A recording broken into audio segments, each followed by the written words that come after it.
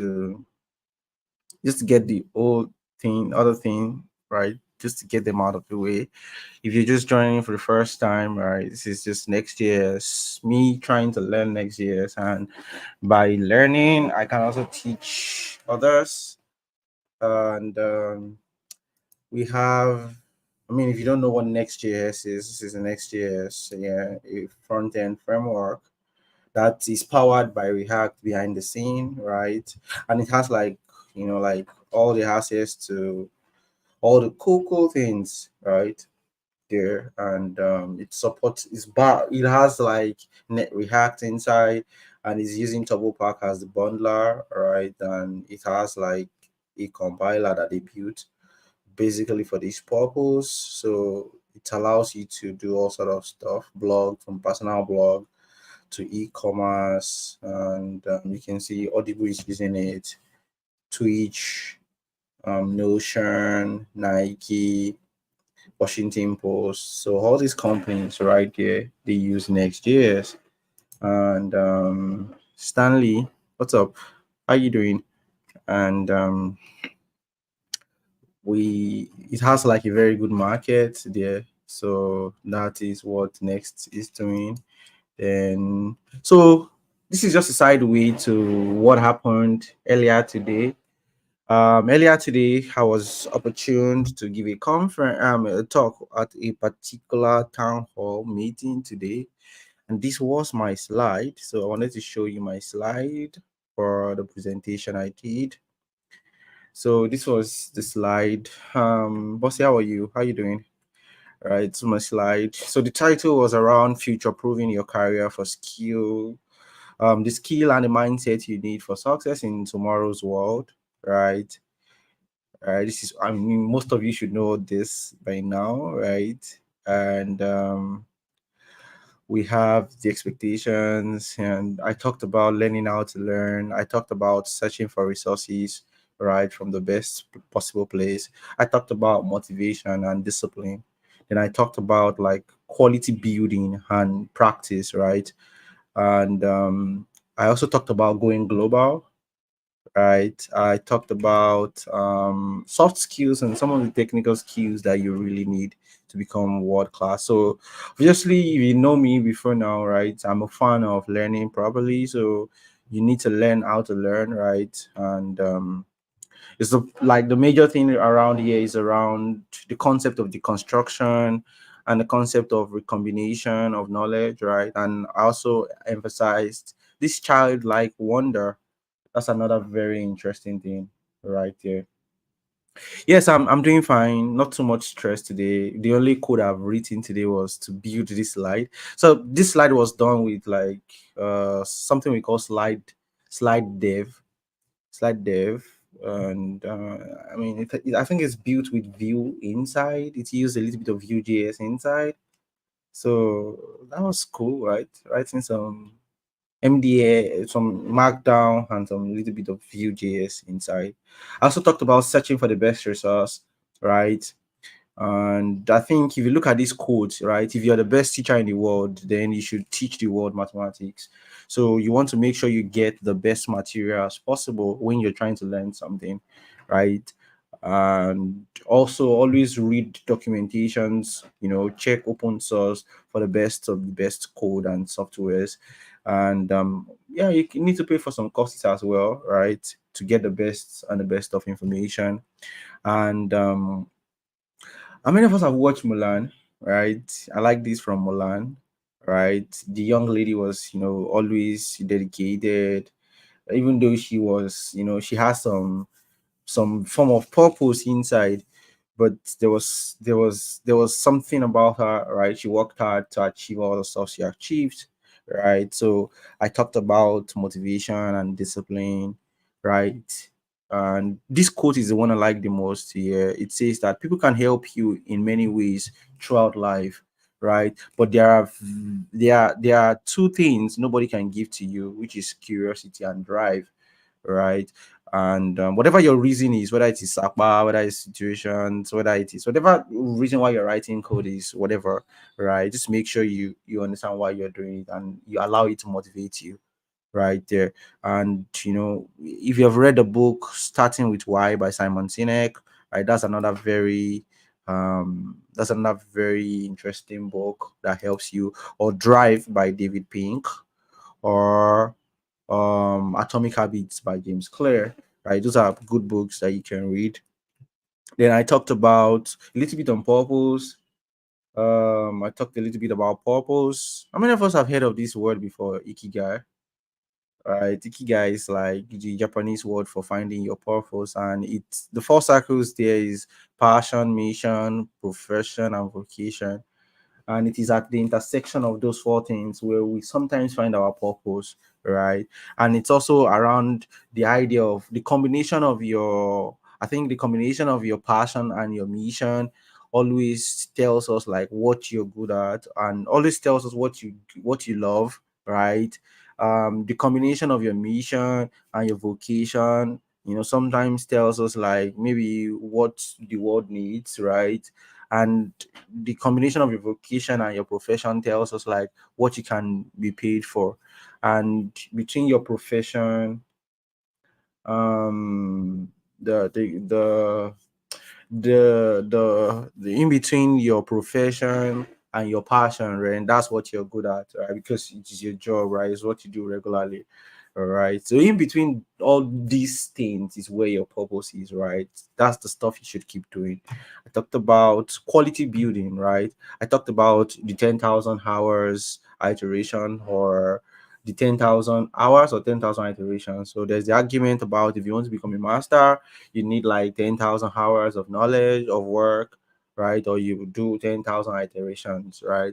But I'm saying like whatever you do, right, it is important to at least pay the price, right? Those are the key stuff. You need to pay the price to become a master. How many of us have watched Star Wars, right?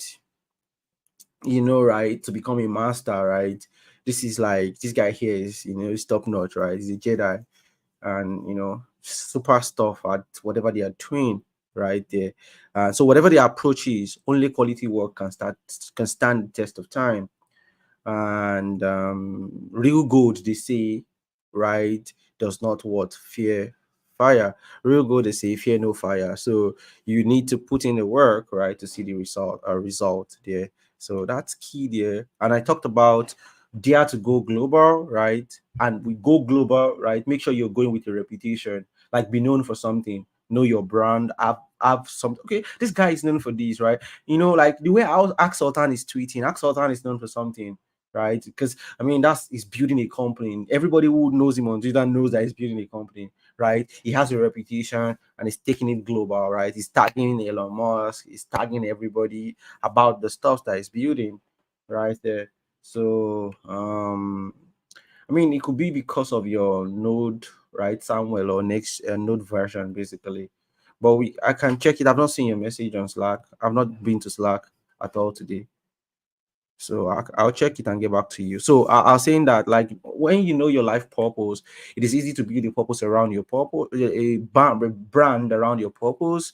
Then you can also then go global by contributing to open source, GitHub, Hugging Face, right? And you can attend, conferences, workshops, join the working groups of all these programming languages, right? Node.js, Dino, right? Join HTML. For CSS. For HTML, we have the WAWG. For CSS, we have the CSS working group team, right? For JavaScript, we have TC39. We have the browser engines. We have the browser engines group. We have, you have V8. You have Blink, we have WebKit, right? WebKit is the engine inside Safari. So you have all these things there. But the goal here is that look at what I said here. I said what attend working group committees, the committee meetings, and follow a technology like your life depends on it. And that's the key word right there. Follow a particular technology like your life freaking depends on it, right there. And contribute and help build the next amazing tools, right? An example is Chakra, right? The work Chakra is doing, right, by Shegun Adebayo. It's a beautiful purpose that they're trying to fulfill right there. And I also talked about always be in motion right there. and just ensure you're moving no matter the challenges, no matter the difficulties, right? Writing code out of Nigeria or writing code out of Africa is sometimes challenging, but damn, no matter what the challenges are, just keep moving. And the best example for me right there is, how many of us know the song by Tenny, No Days Off? Right, that was like the song I listened to the most last year. And there is also Twice as Tall by Bonner. And like Bonner said some things in the lyrics that really make sense, right? It's just like if you're feeling like you can't level up, right? Make stop at all, right? Because right when you start feeling like you can't level up, right, that's when you have to shut the devil up, right? Oh, I have to be twice as tall. Oh, I have to be twice as wide. And you have to fight. Yes, you have to fight. That's what Bonner said, right? You have to just make sure you fight there. And the other one by Tenny said, like, I've been shooting hoops on the court with no days off. And like, I put my life on the line and it paid off. Like, just work hard, right? Show up, and just whatever the excuse is, just fucking work hard. And that's really the word, and that's where I want you to feel it, right? Just fucking work hard. You're not doing it for anybody, but you're doing it for yourself. And the best thing you can do for yourself is that hard work right there. So you show up, right? And I look at some of you, like, I see you guys show up on the stream barely 10 to 15 minutes after we left another class or teaching, just because you're showing up, right? To just like, I just need to get enough knowledge as much as possible, right? The dedication, the hours, the commitment that you guys are putting into all this stuff right there. So please, always about the motion right there. And I like that small animation there, right? That cool stuff there. And you want the formula to make it, right? How many of us have seen this formula before? Do you really know that a formula to make it in life? I mean, there's no formula. Come on. Stop looking for shortcuts. There is no fucking formula. You just have to come in here and work hard, shoot a lot of shots, and you'll see the results right there. And obviously, understand the trends, right? Understand the wind, right? Understand times and seasons of your life, of your career. Understand the global tech community, right? They're sacking people, they're laying people off, right? Understand the different situations that is going through the world right now. So, understand also that the standard is high, right? Stop wanting to be the friends of, all the top persons in the tech community, right? Whether it is Sultan, whether it is Prosper, whether it is Adora, whether it is Gift, all these guys, all these big tech guys in Lagos don't want to be their friends, right?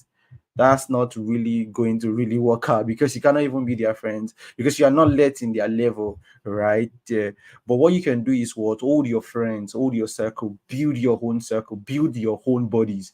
People that you climb the top together, people that you would do great stuff together, people that you would rule the world and change the whole world together, right? Grow yourself together, work hard, and do amazing stuff together. So also understand the rise and fall of programming language and technology. Before we had jQuery, right? jQuery was a thing, but at some point jQuery is no longer a thing again, right? Because we have React, right? So just understand that stuff between about programming language. And another last thing there is what? Know your tools, right? And know every features on your tools. And here, soft skills. And I left it blank because there are a lot of soft skills that you can learn to really level up. A lot of them, right? So some of my students that I've taught now till date, they don't know how to ask questions, right? You don't know how to ask questions. But if you don't know how to ask questions, how do you want somebody to help you? Some persons will just ask questions, you just post screenshot, they will not say anything. So even if you go to AI and give AI just picture, will AI respond? Come on, right? You just need to understand, like, you need to learn how to communicate your problem and the challenges that you're facing, right? You need to have empathy. You can't just go to somebody's DM and say, please come and be my mentor. All those things are not going to really work, right? You need to find a good way to communicate. You need to find good ways to, some little skills that will make you stand out, right? Like technical writing, right? All these little skills right there that can, give you the edge, right? And obviously for technical skills, some persons cannot debug their code, right? You wrote a code and you cannot debug it to make it work. just to find out what's wrong with the code. So you need to add some technical skills, the ability to read documentation, the ability to spot the error message, like read and understand the error messages, right? Those little things, they are things that are very important. And I also said thank you to the Nextjs team for organizing. So this was the talk I gave today. And if you have more opportunities for me to speak, to give technical workshops, to teach, right? Just let me know, right? I'm always open. And if it's conferences, right, I'm just ready. Just let me know. And this was built again with so if you want to check the code, you can, I think you can check my GitHub for the code for this. The code is there. So this was built, and this is the ability, right, that we have as developers. We can build. You can just build something, right? You can just write code and make something work. So it was built with something called slide dev, right? So you can always, this is slide dev is very cool. It has some amazing features that I'm still waiting to explore. So it is very good, right? Yeah. I mean, even if it's not compulsory. I didn't say you should compulsory do like. I didn't say it's compulsory for you to do technical writing. I just said like find a way to do something that will take you global. So whatever your thing is, right? But if you go online, if you especially open source, you will see something to do one way, different kind of stuff that you can do, right? One way or the other to contribute. So that's what I'm saying. So it's not just about technical writing alone, right? It's just about finding ways to enter into the market, right? Into, when I say the market, you understand what I mean by the market, right? So that's about that right here. If you want to start planning to give talks and conferences and teaching, like all these things, you can also like check out slide dev for your. I think there is slide dev and there is review.js. I used to use review.js before, but I think slide dev is a lot better. And it also gave me like a PDF, give me a PDF version of my a PDF version of my presentation, and I mean, I was super stoked by that. And it allows you to bring in VS Code and stuff to do something. So I'm going to really be doing a lot of amazing things with it in the coming days. So that being said, if you missed yesterday's stream, I talked about JavaScript. What did we talk about yesterday again? Can somebody remind me? I think um, we talked about the way to convert objects to primitives, right? If you want to really take over like that conversion process, right? And you don't want to see some error like object, all these common errors that we see around there, right there. And that is what we talked about. And we eventually talked about JSON, right? JSON has been like a big word, which is JavaScript object notation, right? And under JavaScript object notation, we talked about some new methods, right? We talked about the raw JSON method. We talked about JSON.parse, right? The JSON.stringify. And we also talked about, what other API did we talk about? JSON.stringify, JSON.parse, then JSON dot is raw JSON. I think we did something around that as well. So if you want to check it, you can check the YouTube video to see what we talked about yesterday, right? For those who are just joining for the first time, right, this is the application that we are building, right? There's something here, and you can see the skeleton there, right? And there is this here. So that's what we're trying to build. And let me load what I have on the local host.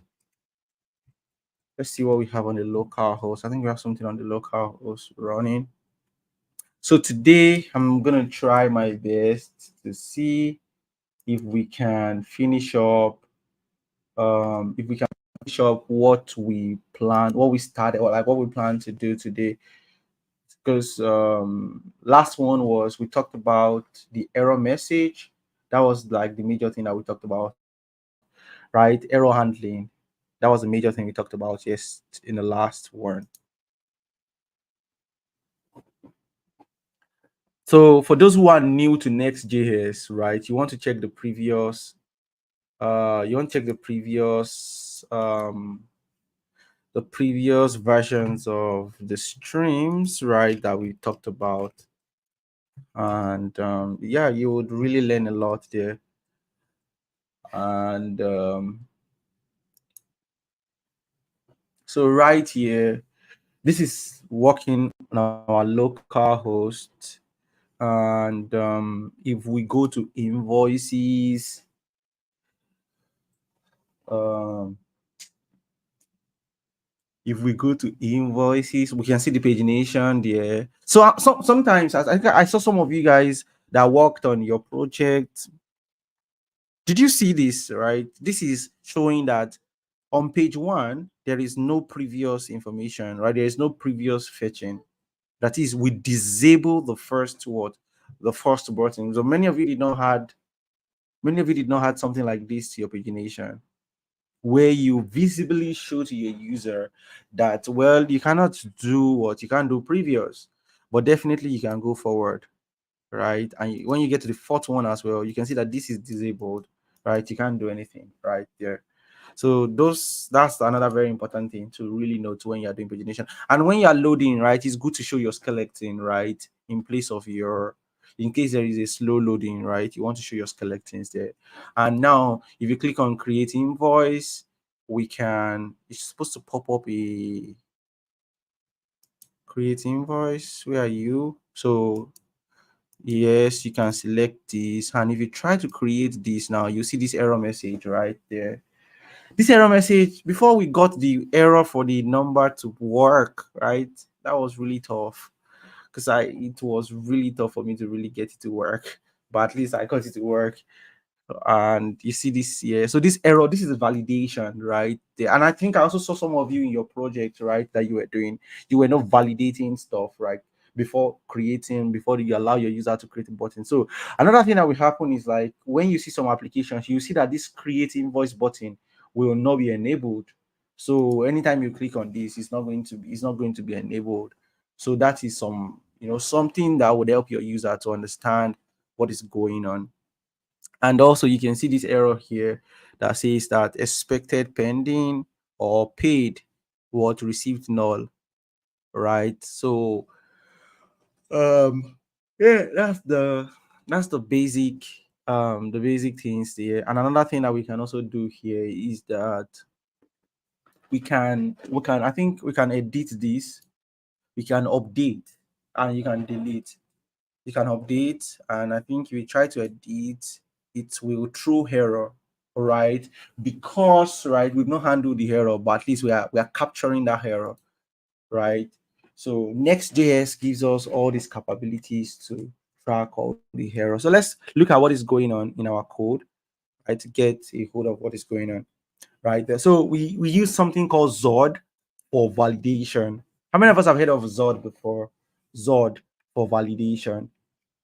So if you want to know more about Zod, you can I think what you can do is that you can use Zod for validation. Zod.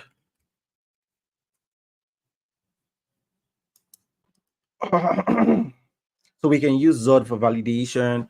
So Zod is like a very good library that helps us to handle validation one way or the other.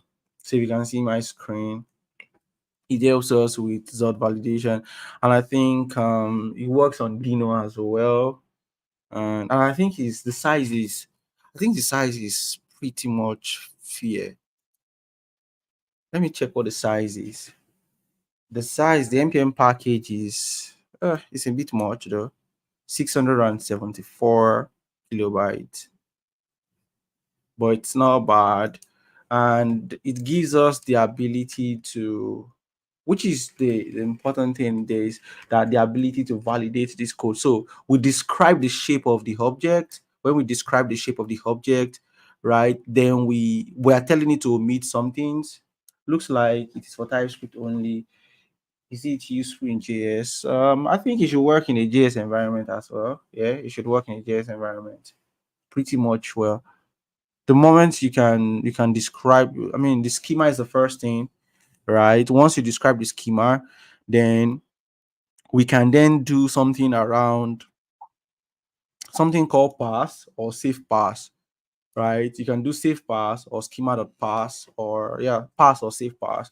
So it's going to now, so this create invoice will try to validate this, and it will return whatever the error is inside these validated fields, right? And if you check this console.log, and another thing is this validation was happening on the server, it wasn't happening inside of our browser. So when you're writing Next.js, right, there will be the conversation of some applications, some things in your code running on the server and some things running on the client, right? You also have to pay attention to that and understand what is going on and how to catch and handle those error. So yeah, it validates. So if there is no success, it will then return whatever the error, right, is, and the message. And if you look at this, right, excuse me. So if you look at this error right here, you see this error on our UI, right? So if there is no error, that's when it will be able to destructure this out. And the moment it destructured that out, then we are able to now send the data for processing and for creating on the database. And you can see here, this await SQL here. We are calling the database to do something. You can naturally do something like this inside of your normal React application, right? Because they just work on the client side and there's some limitations. But now you can just insert the data into the database, right? And it will go ahead to insert it directly. And in this scenario, we are using the database from Next, right? Next or Vercel has a database, right, that we created that we are using, and that is the major thing there. And if there is still error after this, or if there is any error during this operation, this line here is going to capture what that error message. And this is another interesting thing that is happening right here. We are doing what this is a what is the route here? The route is we are doing create invoice in this place, right? So it means that after the invoice is created, you want to revalidate the part. That is, you want to fetch the latest. That revalidate will fetch the latest what invoice that was created and refresh automatically for yourself. And also, you also want to redirect to something like this if there is a need for you to redirect. And then we have the update invoice option as well. So we need to add this validation as well to the update invoice as well. And yeah, we need to add validation to the update invoice. Come on, why am I yawning like this? Somebody help me. Somebody help me. Have I been up for so long today? Have I been up for so long like that? Let me get something. Just give me a minute. Hmm.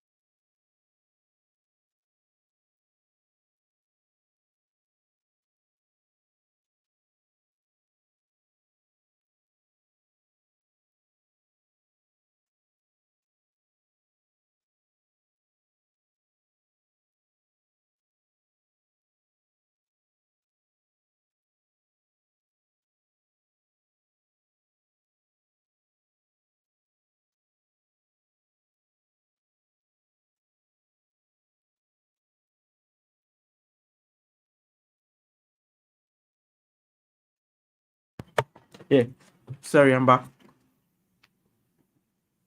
So we're going to what else? Then we have this redirect as well.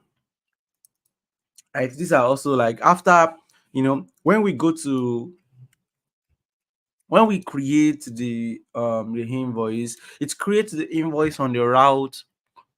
There's a particular route that it goes to, then we want it to redirect back to another route. So your revalidate and your redirect, they're very cool thing for you to use. And your revalidate is coming from the next cache, and your redirect is coming from your next navigation. And just a little bit into the folder structure, right? A little bit into the folder structure that we have. So under the invoice, there's a folder called invoice. Then we have this ID, which is another folder, array of ID. And then we have this edit, which is another folder. But inside this edit is where we have the first most important thing here is something we call the page.tsx. Right? The page.tsx contains like the page in itself. And it also has access to maybe something called this not found.tsx, which is supposed to be like an error message. Right? And also we can have the create route. This is a route, right? If you want to create a particular invoice, so you can click on it, you see the folder, and then you see the page.tsx of that page. So this is the breadcrumb, and this is the form that powers the whole thing there. And that is that. Also, you can notice that under the whole invoice is where you have the edit to create. Then there's another thing called what the error.tsx. So we have like a general page which is called the error.tsx, which is like a general thing, right? So this is just like it's not like, well, this is more like the error boundary thing. How many of you remember the error boundary thing that you did?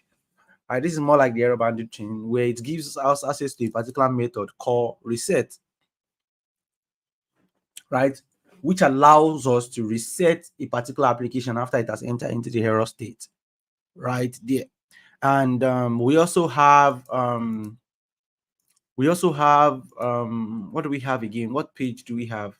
We have something we call the so under customers, right? I think let's see what we have for customers. We need to fix what we have for customers. So under the customers, we have another thing is we have this loading.tsx, because what you can do is next allow you to put a particular file called loading.tsx that they believe is going to be shown, right?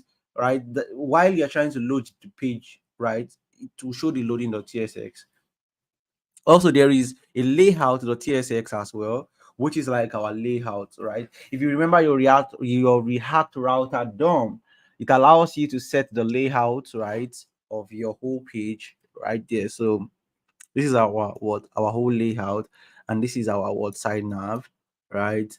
And so another thing is also you can see the loading.tsx for your for the dashboard, and you can see this skeleton right here, which is what is going to show.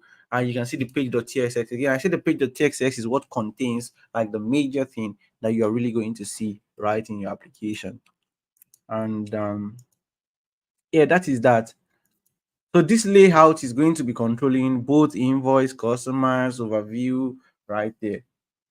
And so any question, right? I believe that this is a little bit clear. And I'm just going to go back to, you can close this.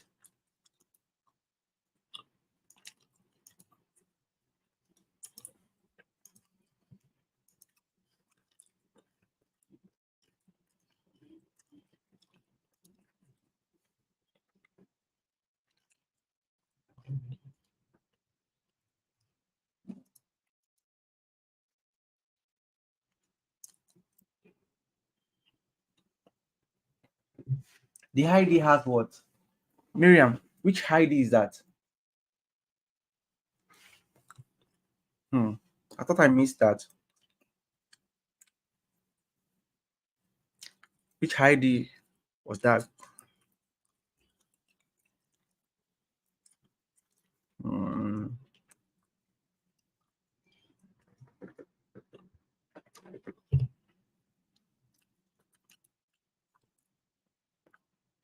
I thank you, Olawale. which ID are you talking about, Miriam?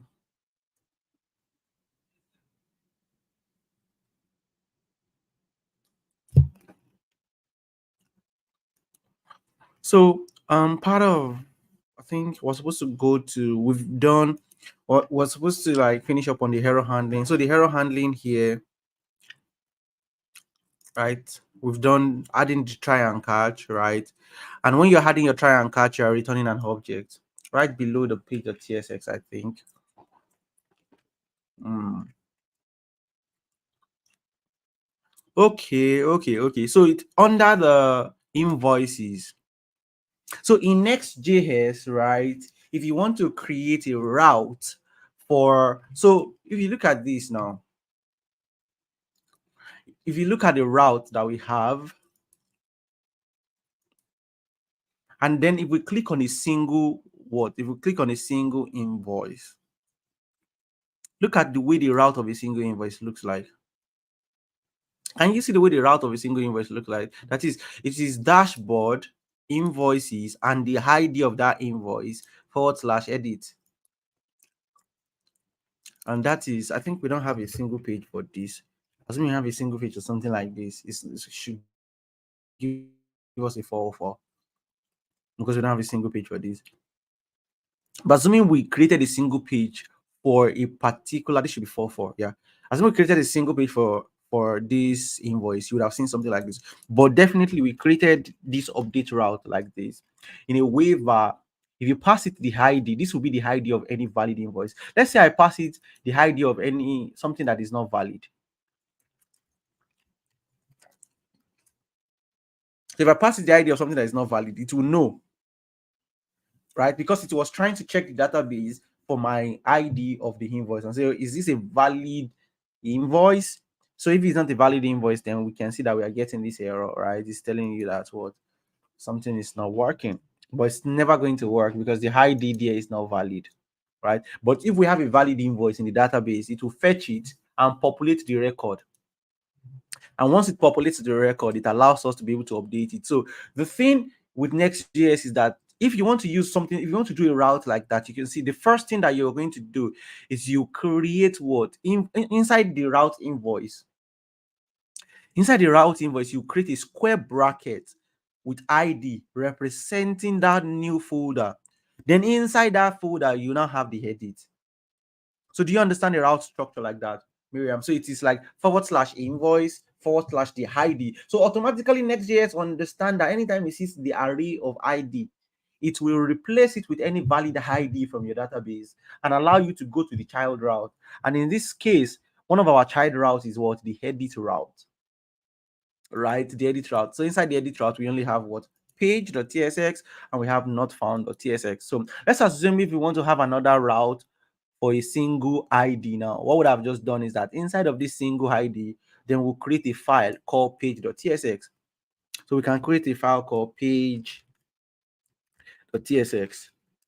So if we create a file.tsx now, and if I do function,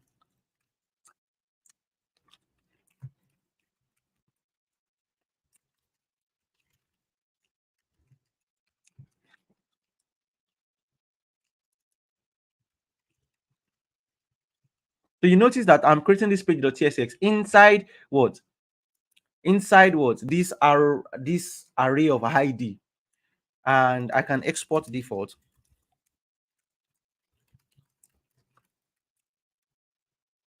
And if I export default of this, if we go now and we go from our application and we go to what?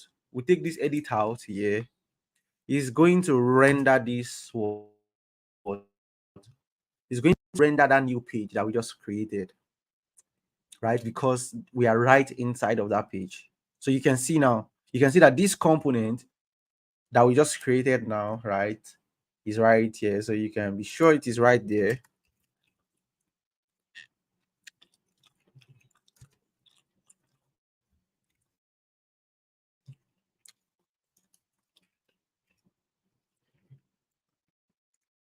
And you see the UI is going to be updated. So you can see the emoji sign there. Do you understand the concept of the the square, the array of ID that Next.js use. It allows you to create child routes easily without. I mean, you can see that we don't have to set up React Router or anything. We all have our routes like for us, and they're handling everything for us, and that makes our work a little bit, a little bit fast right there. All right. I mean, sometimes it's always good to have you on the call. You like to ask questions. Thank you for joining.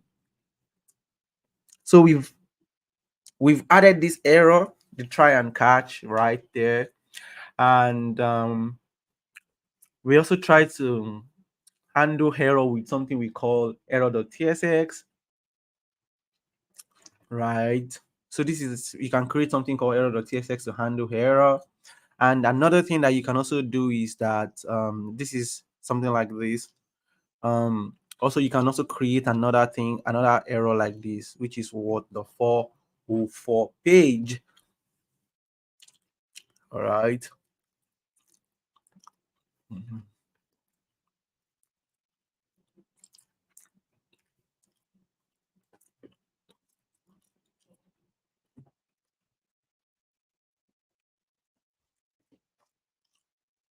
And another thing that we can also do, I think here they talked about handling um handling the other kind of error.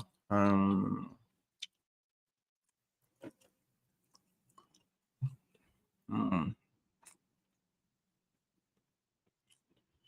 So inside of the edit page, there is what a not found. That is, if somebody tries to edit a invoice that they didn't found, right, it will show this not found.tsx. So whatever you have rendered in this component, not found.tsx, that is what is going to be shown right there. And it also has like I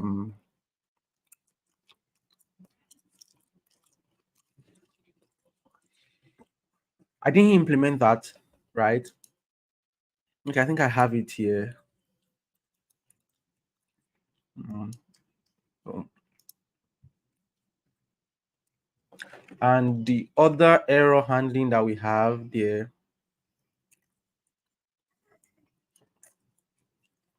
mm, did they show the Zod error? Did they show the Zod error handling?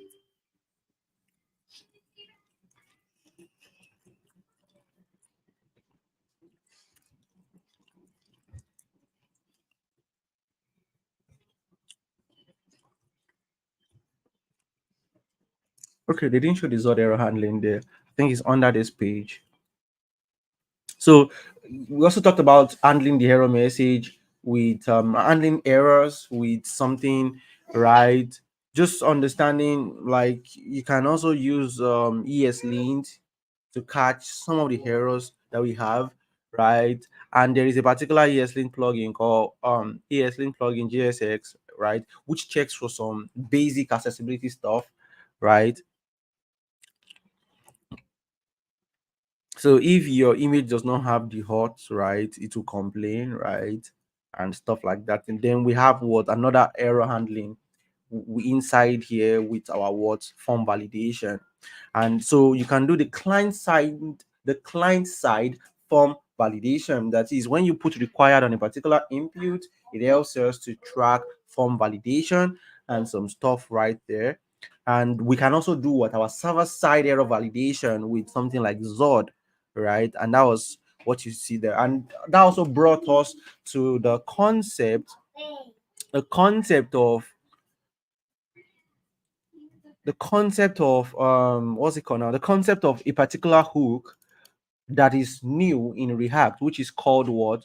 The use, right? The hook called what? Use form state hook, which is one of the new hooks that we have, right? Yesterday on a call, can Stanley and some other persons that were on call remember, we talked about like all the new things that is coming to React better, right? Do we remember?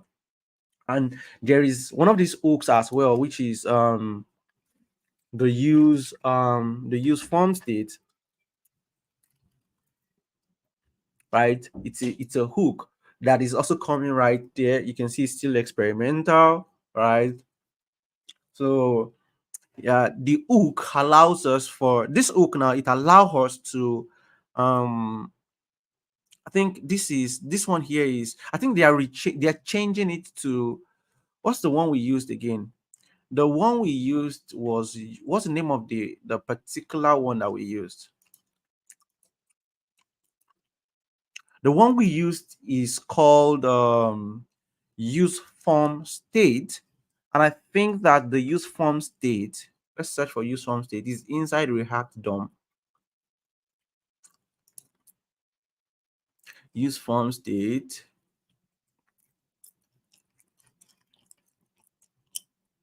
So we have new form starters, use form starters, that's another hook. And then we have use form starters, right? This is another hook. And we have another one which is supposed to be are they removing use form state? It looks as though they are removing use form state.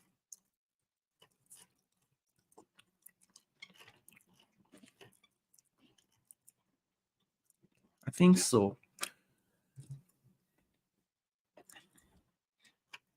So it looks as though they are removing use form state in favor of use form status. I think they just changed that to use form status. So that's another change that is coming right there.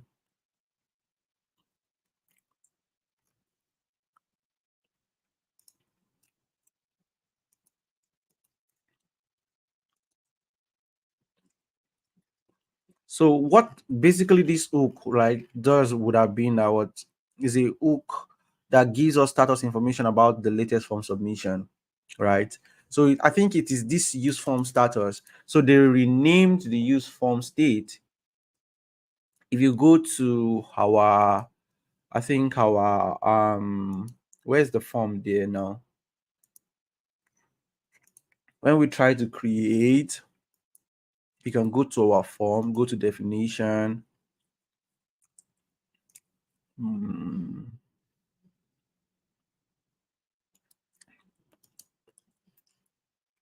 So we are going to our UI. Under our UI, we are going to invoices, and we're going to the create form. So under the create form, you would have seen us use what? Where's the hook? Right? We're using the use form state hook. So this hook has been changed to use form status, right? It has been changed to use form status, and it will be returning, like it will let us know, right? It will return pending, it will return the data of that form, it will return maybe the methods and your action for you to use. And I mean, that's something cool, right? To help us that way. So yeah, the use form state. So yeah, we're using the use form state, and in this situation here, it is returning state and dispatch.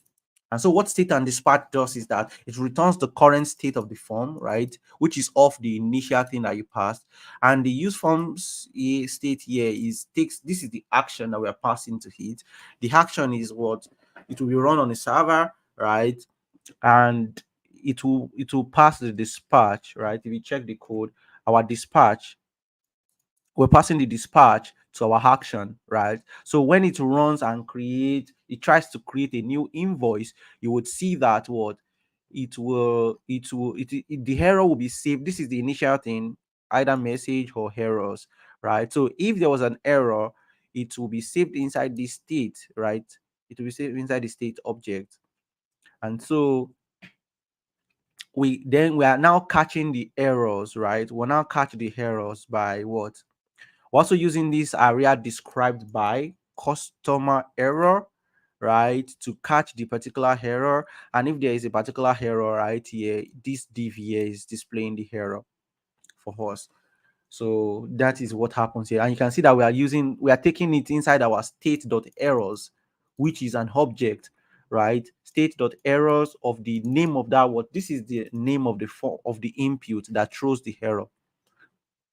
You can see that this error came from the React or that select right there. And the same thing happens to what the next one, which is the amount, right? The name of the input is what? Amount. And it has this area described by amount hyphen error.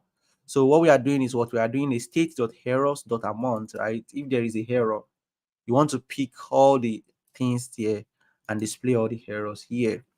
And also, we have another error that is coming from the field set. The field set contains two inputs. So we have one to be, I think the name is called status. Both of them, their name is status, right?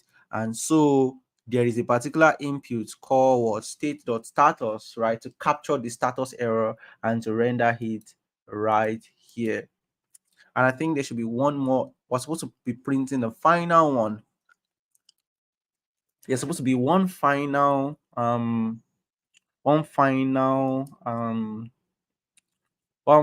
error message right at the end, because if we look at this picture, there's a picture for the errors somewhere here.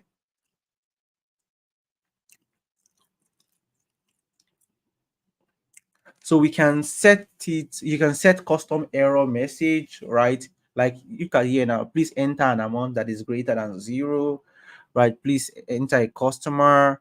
And we also have what missing field, right? Please please create a what fail to create a invoice. So I think if we go to the code here, we can I think we can just put a break here. And if we go to our application that is running,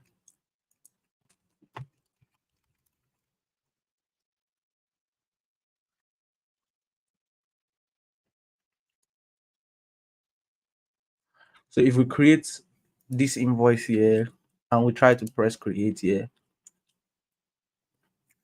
so instead of expect this string, right, you can change this to a custom error message, like put in a customer, and you can say that what amount must be greater than this. I think it should be a place to put the custom errors there, but you can go ahead and do all those ones yourself, right? So Zod also allow us to pass a custom error, right? Zod allow us to pass what the custom error, and if you want to check the custom error, I think there's a way to pass the custom error. Um,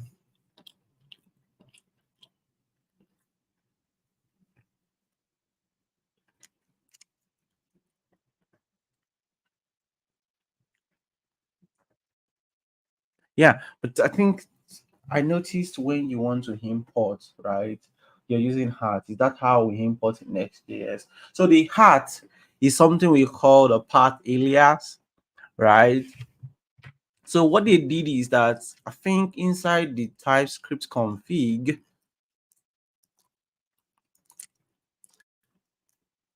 can you see this here inside the TypeScript config? Can you see that inside the TypeScript config? So what they are saying there is that our root, the root of the application, is mapped to something we call what? At /hat, something like that. So it means that anytime your TypeScript sees at / something, TypeScript knows that to replace it with something like this. So that is something we call path alias, right? It it knows, and it also knows this particular package called Next, right? This plugin called Next as well. So do you get that now? So that thing is called path alias, right? So if you check this search right here now, this is a particular npm package, and let's say something like this now. So here, so this will just be replaced with what? Something like this right there. So it's called path alias. I think your Vite also has something like this as well. You can configure it up if you want to use it as well. Vite support something like this as well. Then let's try to add authentication. Stanley, have you added authentication to something that you were trying to build the other time? I think you did, but there was some problem around it. I think you did. Right? I think it showed me that you did something around that. So authentication, basically, you have like Auth0, right? We could use a package, a particular service called Auth0 to add authentication.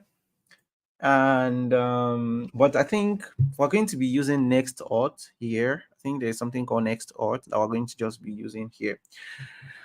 um so I mean, I've worked on the back end before, so I sort of like understand what authentication looks like, right? How many of us have done something around authentication before now? Anybody? Miriam, have you done anything around authentication? Samuel, have you done anything around authentication before now? Mm.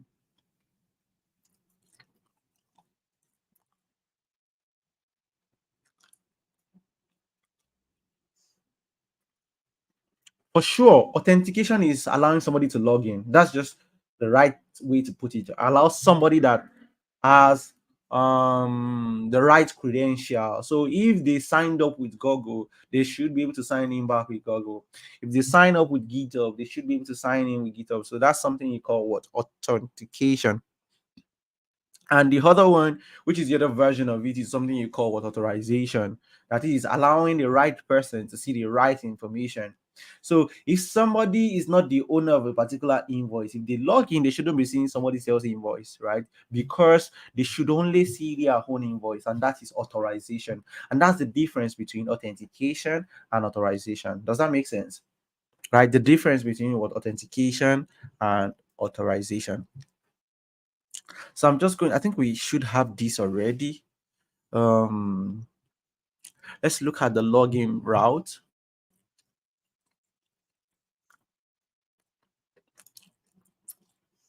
Mm,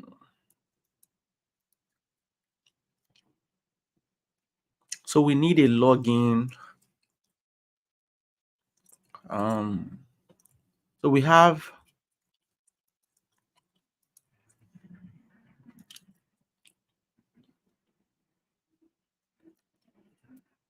so this is the login page, right? The login page only has this form, but we want more than this form.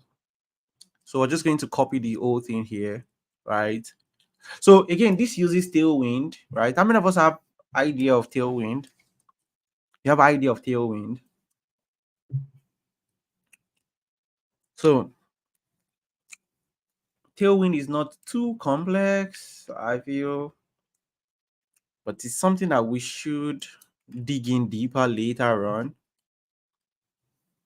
So, hmm, so here we are importing the logo, right, from a particular. So if you look at this logo now, it's coming from, where is our UI, and then we are looking for what, this GSX file, right? Destiny, is this you? Is this you? Long time. Is this you? Long time. How are you? How are you doing? So happy to have you, right? So happy to have you on the stream. How is your health? I've missed you. So we have this React component here, right? Here you have not a problem. And I think if you check this YouTube video, I talked about my slide. I talked about my slide here, the slide I used for the conference here. So you can always check, and all the things I talked about in the conference, I also spoke about it here on the stream as well. So you can always catch up on that. And it's okay. So we have what, this class of flex, right? And flex row. And we have items. So the thing with Tailwind is that for anybody who is new to Tailwind, Tailwind just gives us like this class name, And behind the class name, you can see the CSS that is operating behind the class name. So you can see that this is a class and we have a line center here. So most of the time, it gives us a very large class name, right? Which is always like a compressed version of all of our, a compressed version of all of our class names right there. Right there. So we have globe. This is the icon here. I think this icon is coming from arrow icon, right? You can see it's coming from arrow icon.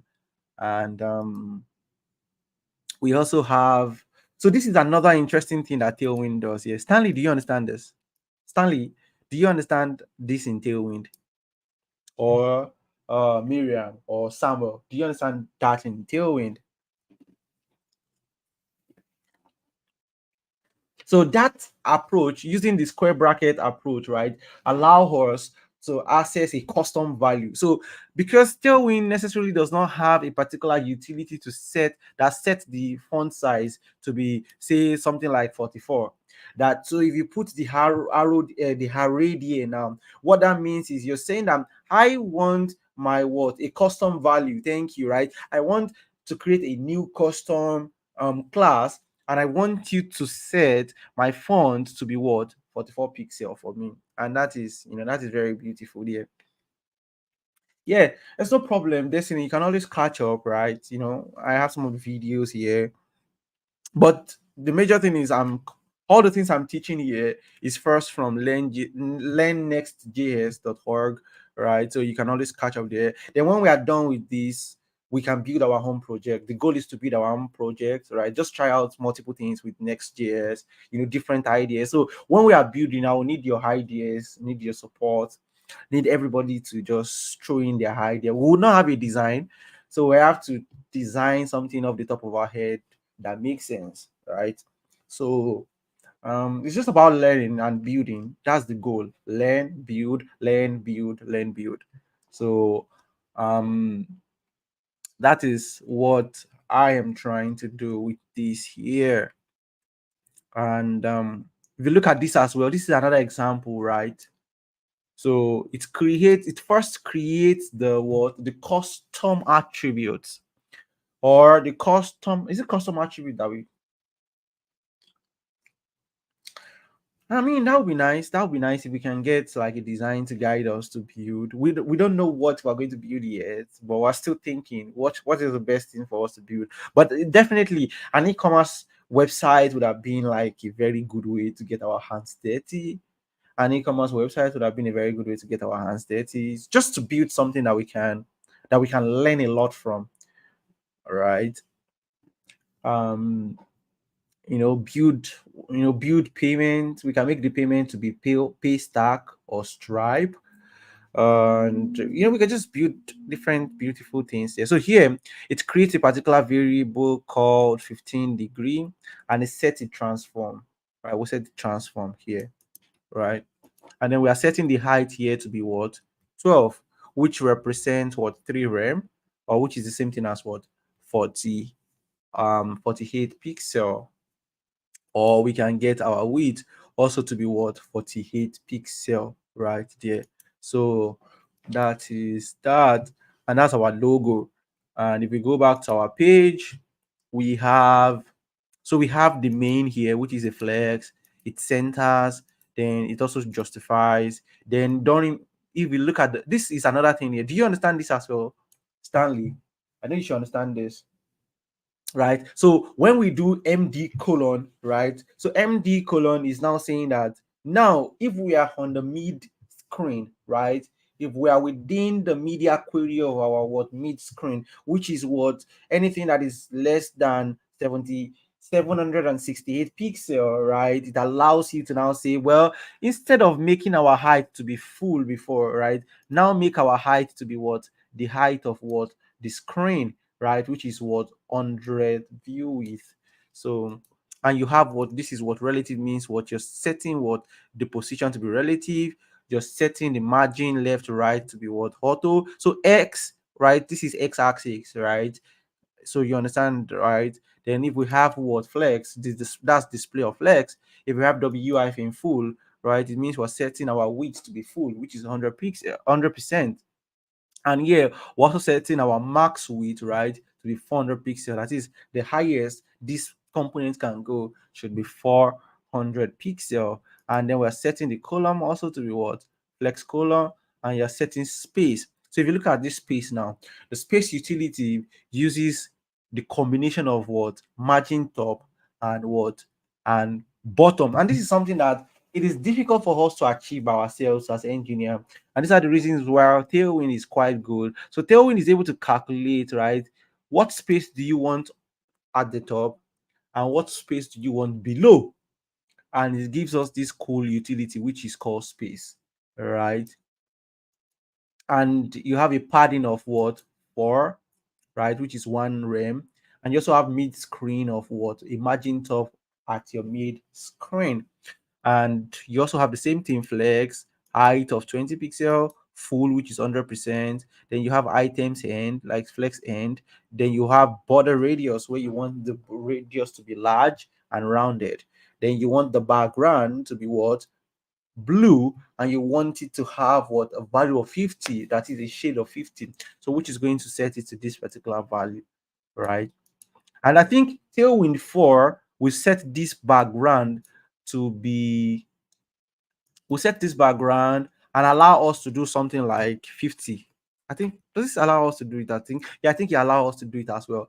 But in Tailwind 4, version 4 that is coming, I think Tailwind 4 is coming soon. When you do something like this, it will allow us to use color mix.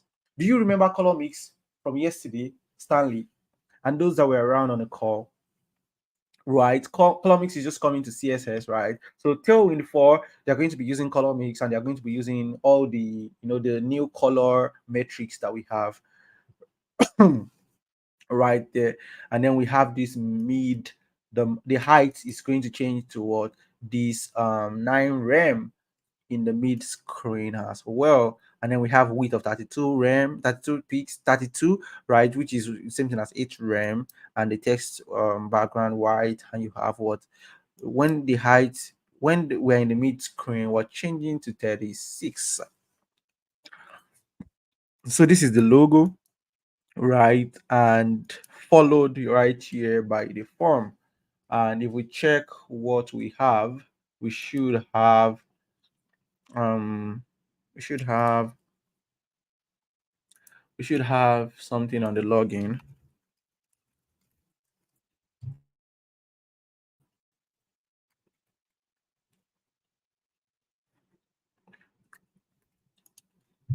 So you can see that we have what? The login, right?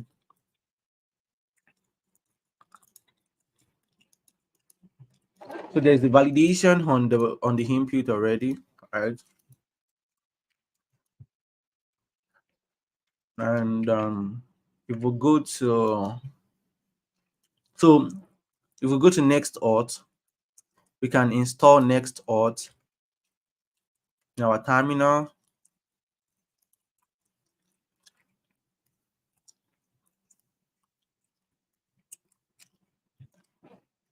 For those who just joined the stream, I told you that some pages run on the server and some pages run on the client. Do we remember that I said that? That some pages run on the terminal, right? Which is when it runs on the terminal, it is going to be like on the back end, right, on the server.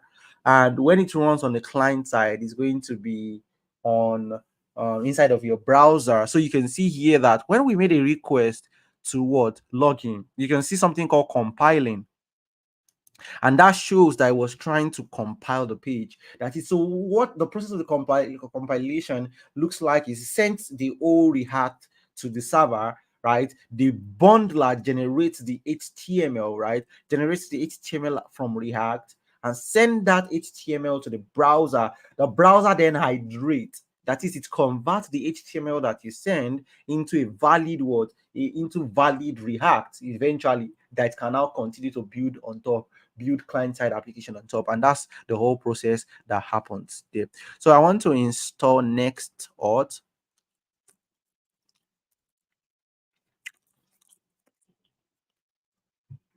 So we're installing Nextjs. While we're waiting for the installation to complete, um we're going to generate, we're going to use OpenSSL to generate some random values. What API can one use for tracking location? What API can be used for daily tracking of activities?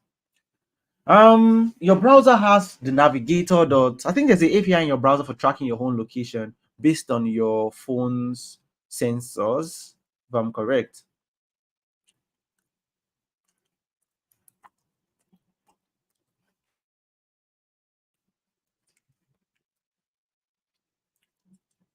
Under the navigator, where's my Chrome browser? MDN, MDN. We have navigator.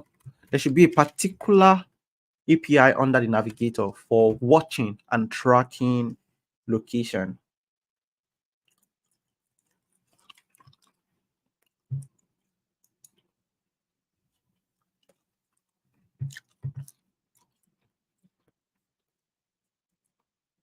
So there is navigator.geolocation.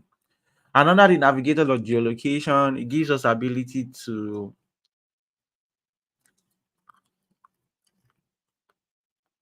so it gives us the ability to what?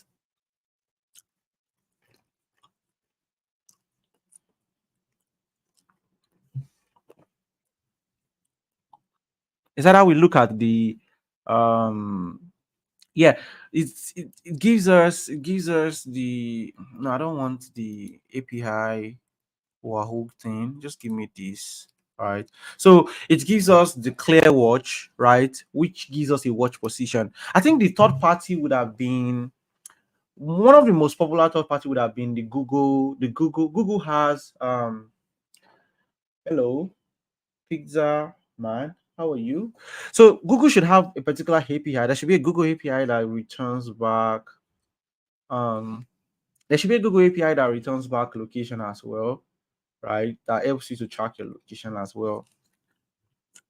But this will just give us I think it's just going to give us like the longitude and latitude inside of the browser. So I think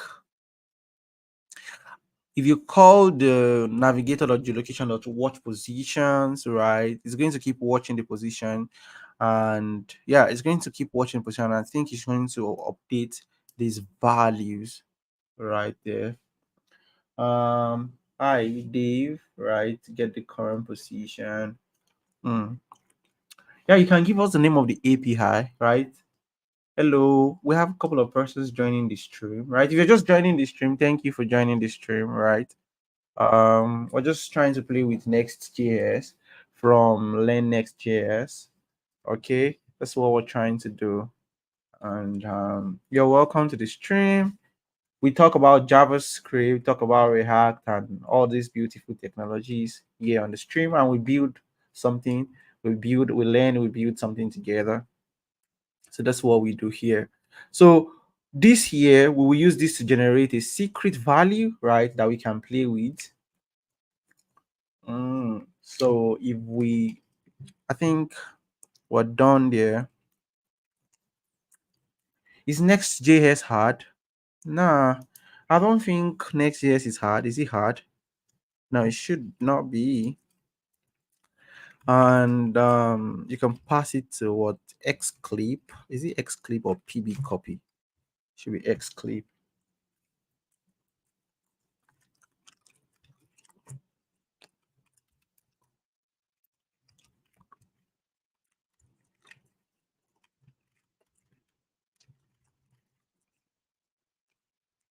Hmm.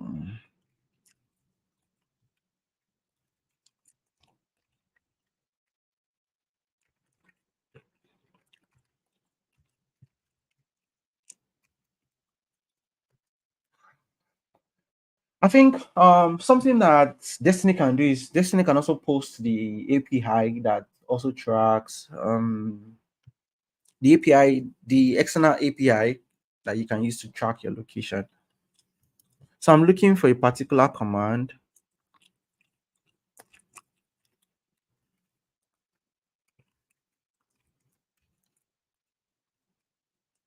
Okay.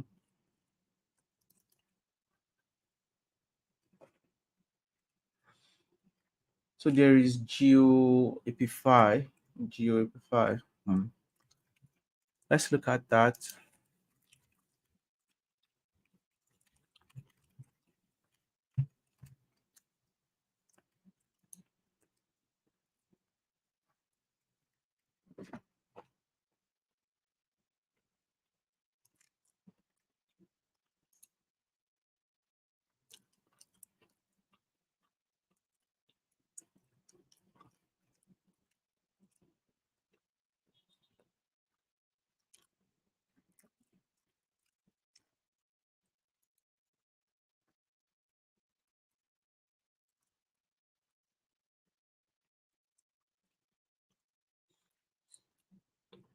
I mean, it's not bad,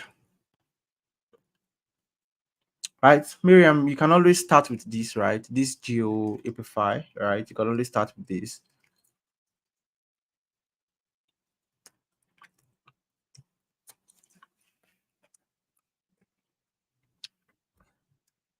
So Nextjs is not hard. Pixelman, but it's again, it will be good if you understand JavaScript, right? If you have idea of what JavaScript is.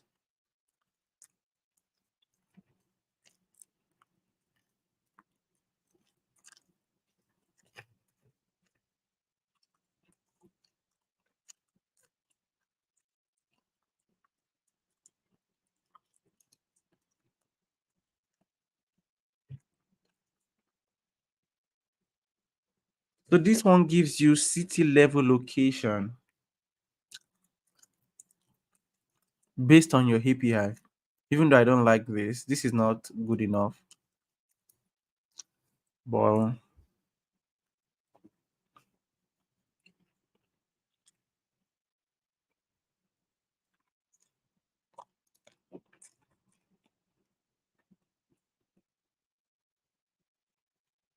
But you can always try it out, right? It will give you,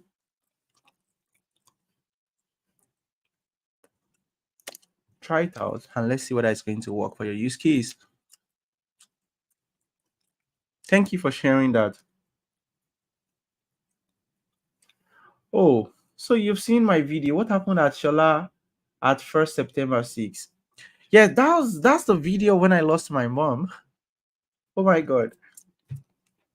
So video that's the video when I lost my mom and we're trying to record some of our last days in the hospital. I mean, it was way back as at 2010 thereabout. You know, cell phones were very scarce then. They were a scarce commodity for me. I think the video quality were very bad.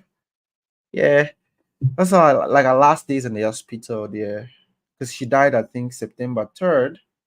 But we're able to get some of our to talk. I think September 1st and 2nd thereabout. So yeah, we had to put it on YouTube so that you can always have the memory of your lost ones. Thank you, thank you, thank you. So I'm supposed to generate a random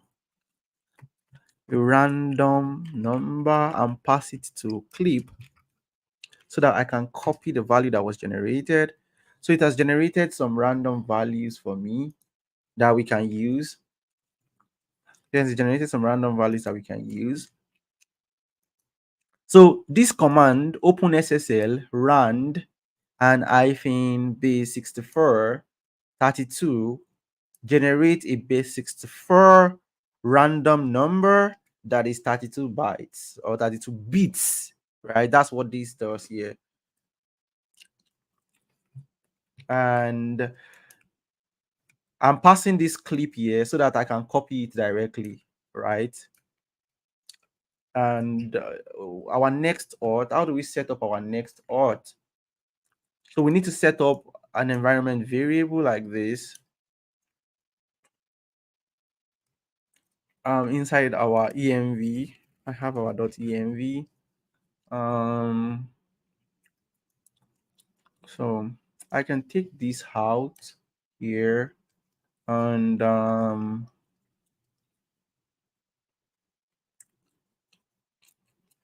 think we can do something like this. Move this to a different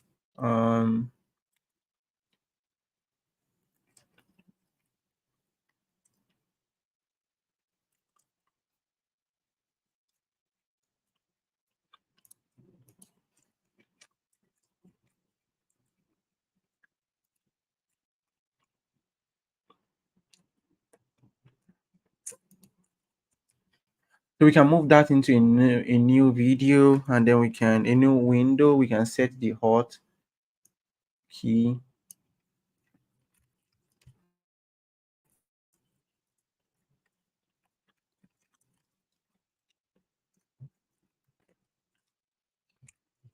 And we can paste the hotkey.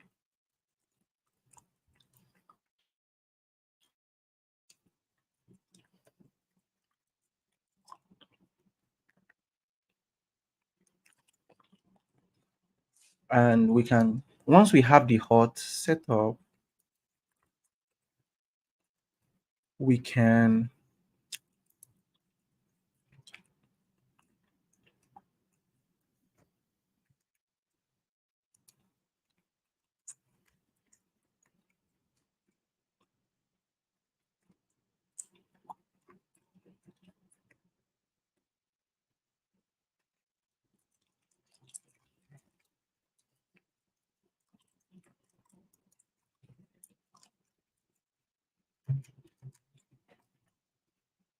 so I don't know why Next.js stopped running, but I'm trying to restart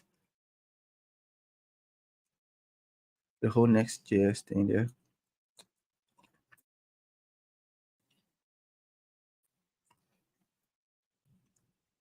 So we can configure the next auth inside something called auth.config.js.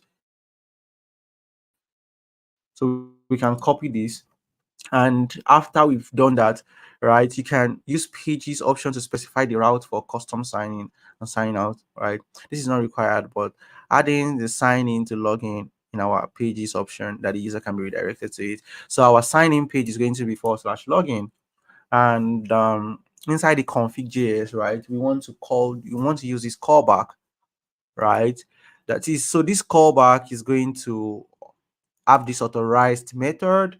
The authorized method is going to have is destructured auth, right? And from our request, it's going to destructure something we call next URL out. And if it is logged in, right here, and if we are on the dashboard, so if we are on the dashboard and his login is true, right? But redirect for authentication. So redirect the person that is not authenticated away from the dashboard, and redirect them to the new URL. And providers. So part of the providers that we can use is like we can use GitHub or sign up. So let's go to Nextauth so that you can see Nextauth. Nextauth is pretty Nextauth is a company that is different from Next.js entirely, but they build different kind of authentication services, right? So this is an example, and we can sign in with something like Google, and so it allows you to sign in, and you can put, say, your email here, and you can put your email there, and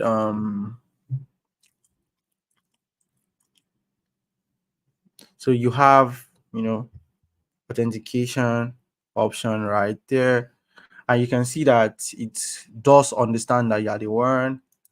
And so that's the example of what we want to build, and it knows now, right, that this is the person that is logged in, and it knows, right, this is the person that is logged in, this is the name of the person, this is their image, and this particular token that we created is going to expire 27th.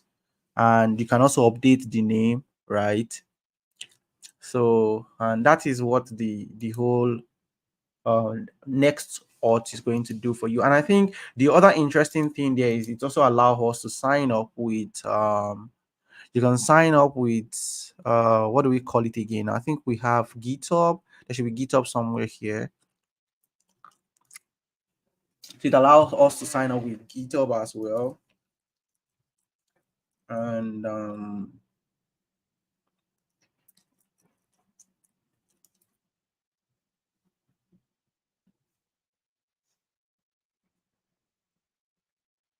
so you can see that what it allows you to sign in here, and I've successfully signed in as well using my GitHub. So that's what Nextjs gives to us, right? It gives us this ability to sign in, sign up for stuff. And after the sign up, right, you saw that it redirected us back to this particular page here. So that's something that we quickly want to build into our app. And we're going to be using email and we're going to be using email and password, right? I'm just going to copy this whole thing and I'll go ahead and create this inside our auth config.js. So in the root of our application, we're going to create something called auth.config.js,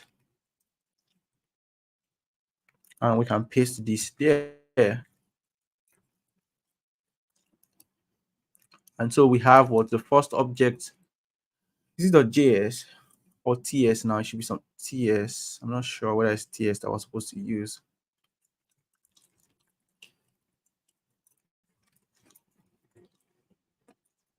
Hmm.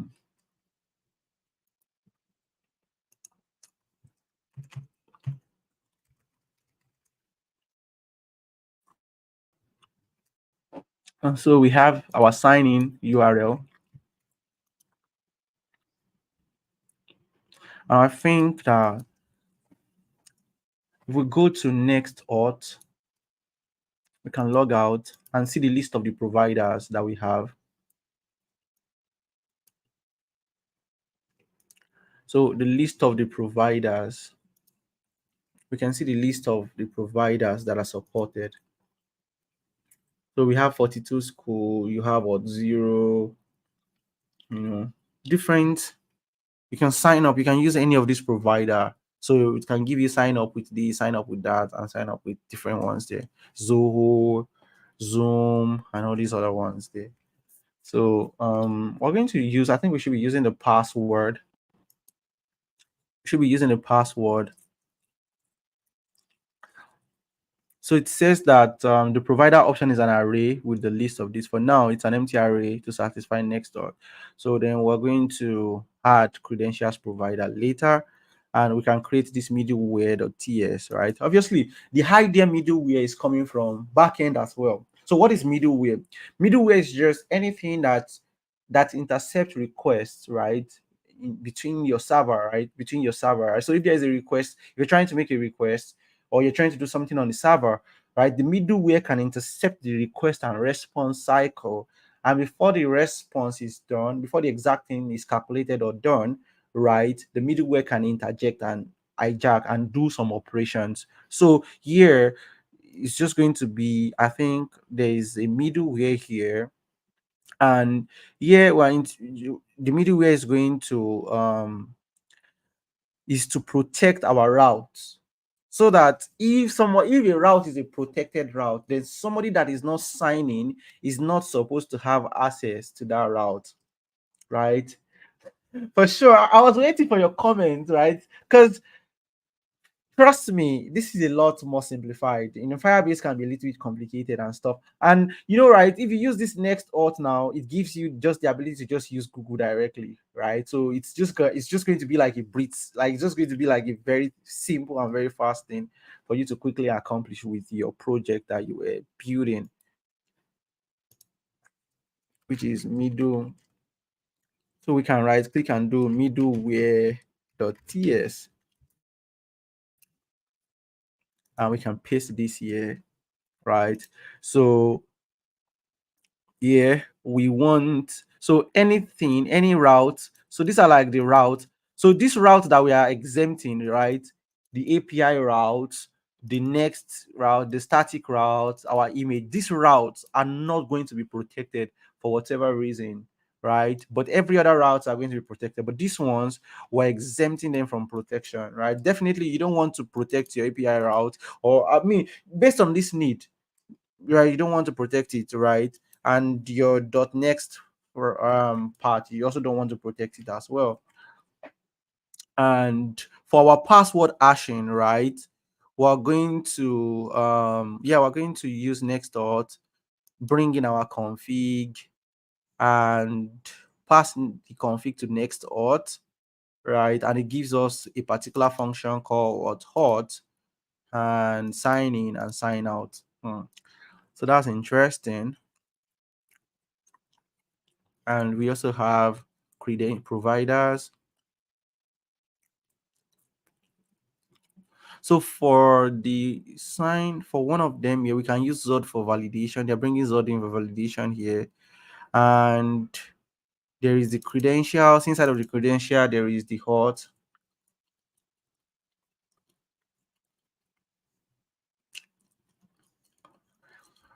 Wow. They want you to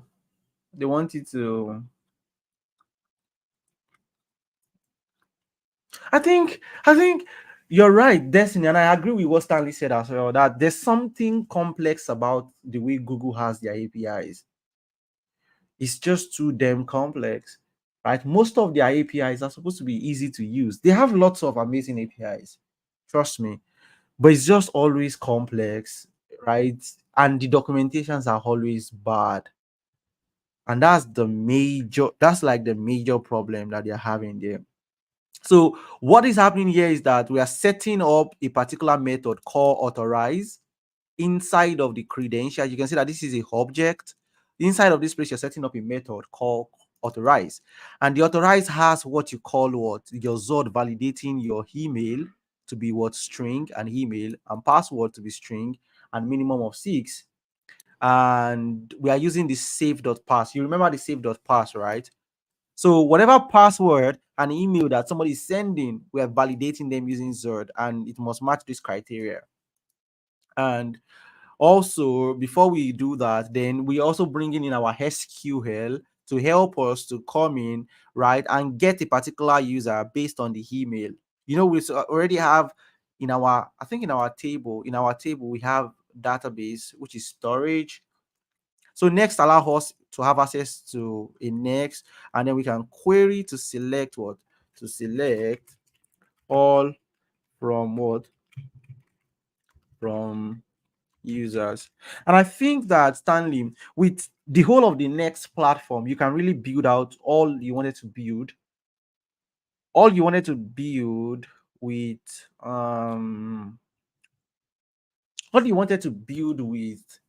all you wanted to build with what do you call it now again? Now all you wanted to build with the project that you were trying to build, you can really build everything out with Next now, because Next gives you everything you need. You have like the database, you can use your Next hot, right? You already have like your, the amazing React capability that you have to create multiple routes. And I think like if you start your project like next week, it shouldn't take you more than like 5 days to really complete the whole project.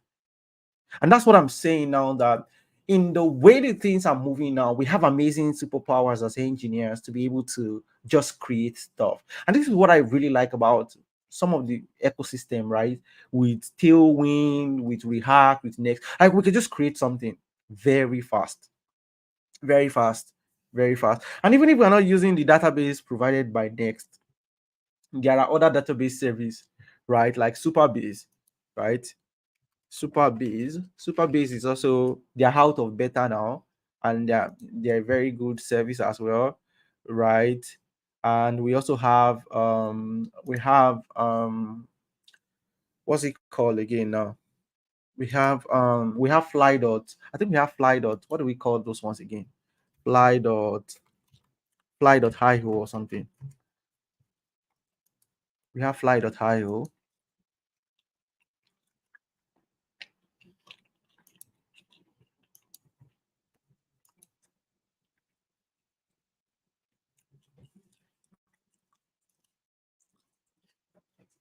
So this one here, just within 2 clicks, you set up the organization, right? And so Prisma is an ORM,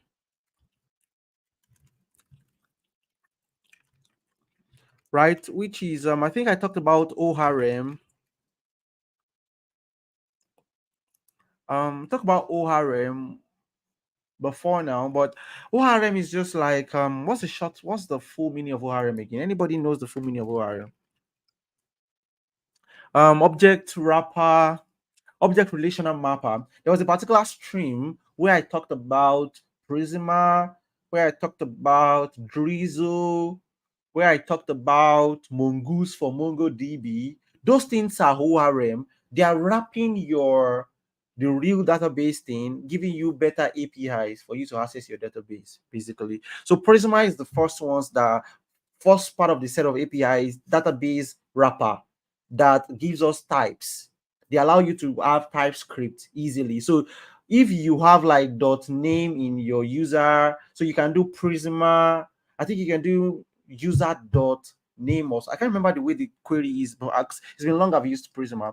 But definitely they allow you to a mapper. Just it's going to stay on top of your database and it will be communicating to your database. So you'll be communicating to Prisma, and then Prisma will be doing the communicating to your database. So instead of you communicating directly to your database, right, is the ORM, which Prisma is one, Drizzle is one, Next is one. Next is N, that's KNEX, KNEX. That's Next. So they're just what, ORM on top of what you're trying to build. And we can just say sample. Um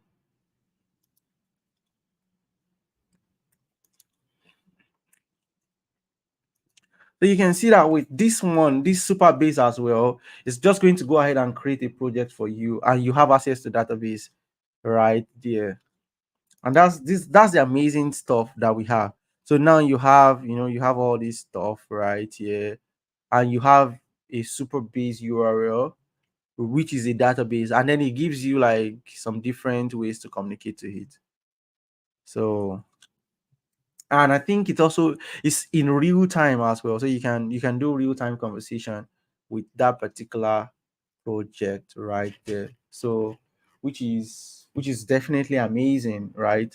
That we can, you can quickly create a particular database now and quickly join it together and connect it to a particular application right there. And also here, I think we can create, I'm not sure whether Fly allows us to create database too, but I think they allow you to create something similar to that as well.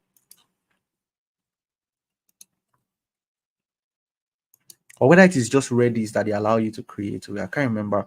But I know that Fly.io also allow us to do some interesting things, right, around database and all this API stuff. So here is just going to select from users, right, where the email is this. And yeah, next is crazy because it's super, they are going at a very good pace, right? And when a group is going at a very good pace, right there. So another thing here is that when this particular thing is validated, right, and there's success, you're extracting email and password out, and we are sending those email. You're sending the email to your you're sending the email to the database to fetch a particular user like that. And if there is no user, right, you're going to return null. And then, so Bcrypt is another npm package that we are calling behind the scene, right, to help us to hash the password. So our passwords are not saved into the database like the password that you typed, right? It's only the hashed version of the data of the passwords that are saved right there. So that's the so when you save the hashed, So if there is a user, right, you can see that in our user table, right, when we went to the database, you can see that there is this password here that was saved here as a hash right here. So it's going to take this, right, and it's going to try to convert it back, right? It's going to compare your password saved in the database and maybe like a new password, right? So if this password, if the one in the database and the new one that the person is trying to use to log in, if they match, right, it's then going to return the user. And that whole process, you would have seen that, oh, then the person has fully logged in. So let me just copy this whole thing here, and let's create our auth.js.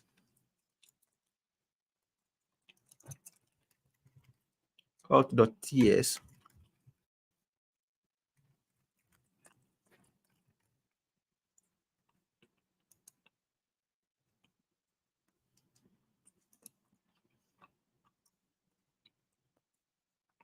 So we are importing our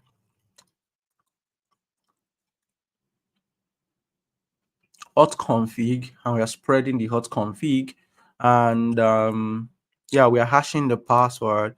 So if there is no user, and then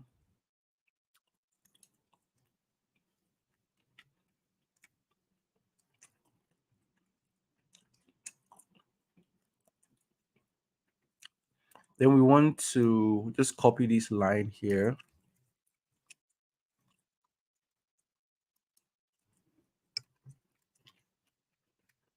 and if the password match, you want to return the user, else you want to say console.log invalid credentials, right? So that is what the first authorization method. So this method helps us to authorize a user. And I think we can have another method to help us to, and finally, if possible, so we can update the login. So there will be a login, our action, in our actions, we're going to now create a particular function called authenticate, right? That whenever you try to click on it, which is await signing, right, you take the credential and the form data, and then it will go ahead and it will try to log the person in. And if there is any error, right, you want to switch between the error type. Is it a credential signing error, or is there another kind of error right there? So we can just copy this authenticate. We copy this authenticate.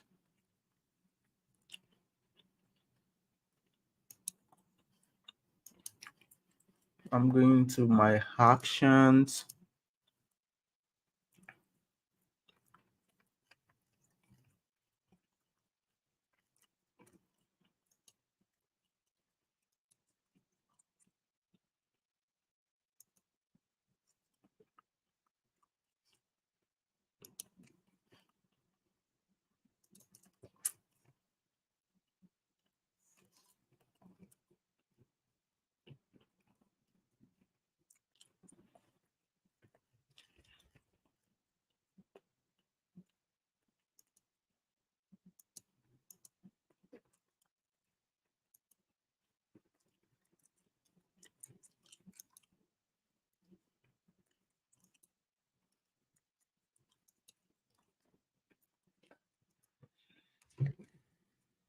So we have the authenticate function here, and we're going to be taking the sign from the what's it called now?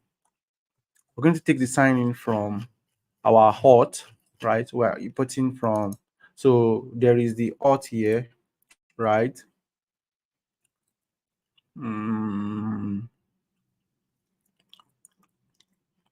So here you can see that we are exporting out our hot, right? We're exporting out our hot here, and we're exporting out our sign in, our exporting out sign out. So we've been able to make that to work.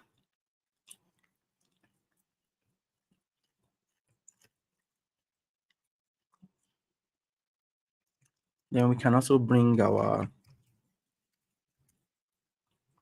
in this type from, we can bring in this type from hot, from next hot, and yeah, if this error is a type of this error here, so everything seems to be fine here.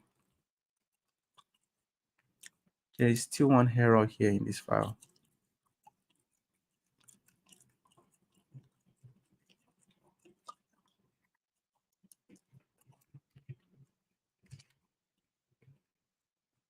So how do we make this, how do we test this whole thing now? So let's go into our so there is use form state and there is use form status. That's interesting, because I think this is the two here.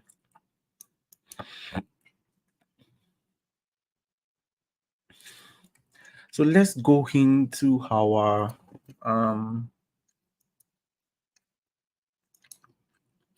UI, and there is a login form. So this is our login form. So we want to just create, so just like we did in our create form, where you tie your actions. So the way it is that you tie your actions to your form, because the form is inside your, like the forms are client side application. So you see at the top of the forms forms that they are using use client. They are client side, but you want that client side to carry out a server side operation, and that server side operation they are referred to as actions, right? So just that way right here, where we are passing dispatch to action, that's the same thing we want to do right in our what, in the what the login, in the login form here. That is, we're going to be bringing form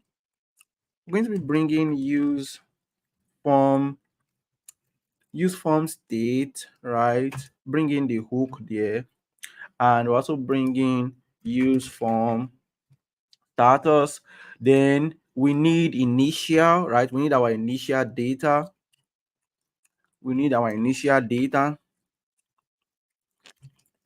So the use form returns an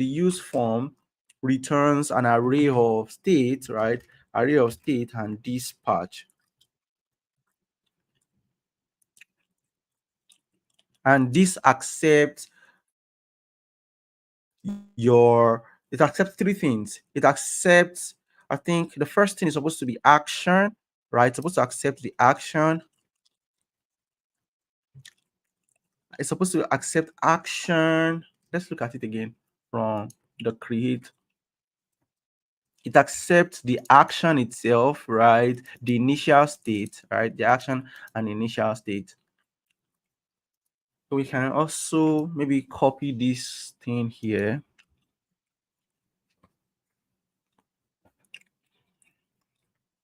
And in this case now, our action would have been from, where's our action now? We are importing authenticate from action. So if you look at our action, right, we have authenticate, which is what we are importing.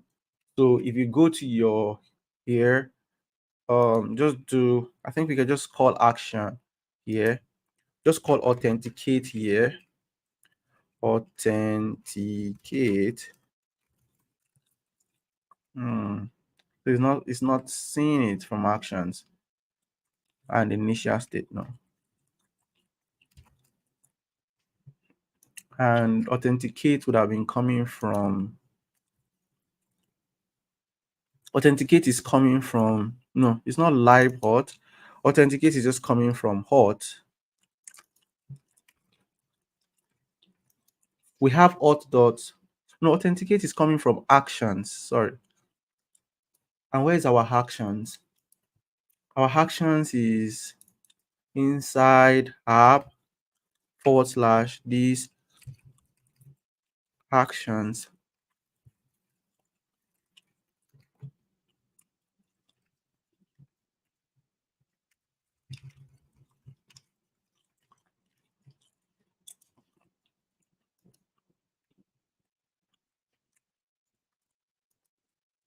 This is the right part.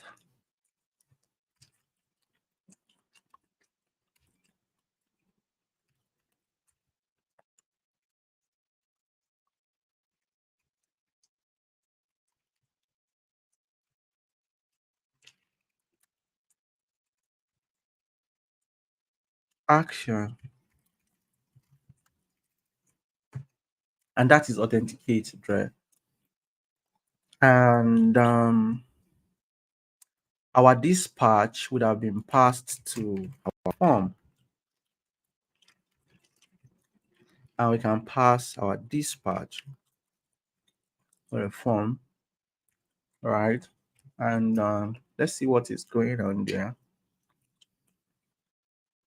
Okay, so we just used error message.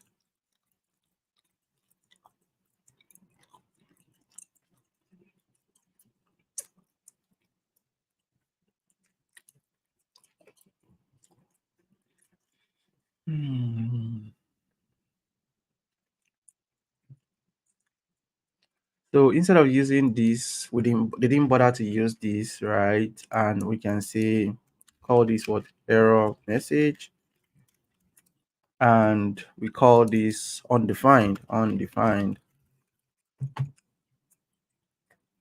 And after the login, right,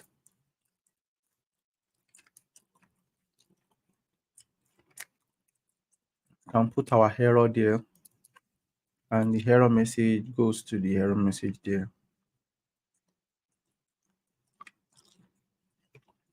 And I think,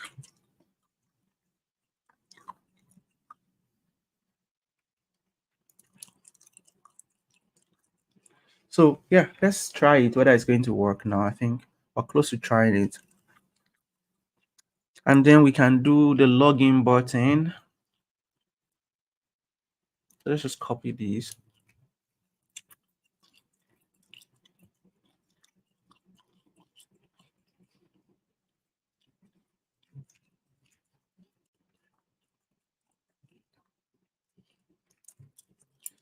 Okay, I think I know what the use form status is doing now.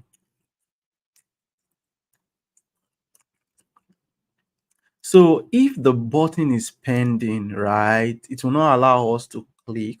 So if this area, so if this is pending, like if you click on it to sign in now, and to log in, right, and it's still doing some server side operation, pending is going to be true. And when pending is true, it will disable the button, right? That way, user will not be able to click multiple times, right? It will avoid that multiple clicking problem right there. And it's only when the information has been returned. So when the data has been returned by the action, right, by the dispatch at the top, because the dispatch will try to carry out the action right here. And when the information has been returned, then it will release back what our button here. And I think I get what that is doing right there. And so let's try to test the whole login thing, even though it's not going to work. We know it shouldn't work because we don't have a valid email that should make it work. Mm, let's see, localhost. So if we try to do this, it's not going to work. So I want to disable I want to disable, I don't know the password that we're going to use to try this thing though, because at least we need a password. Okay, so we can try with 1 2 3 4 5 6. Okay. Then if we want to add the sign out, the log out, we can add it in the side navigation.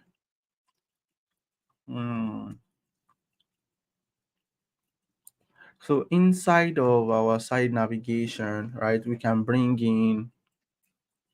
So again, you can see actions. You can see the code here, the key here is actions. And you can see that the actions is now equals to async, right, which is equals to what? Yeah, you're now telling it that inside of this form, I want to expressly carry out a server-side action, right? And then you can call the server-side action here. And this is a client again, right?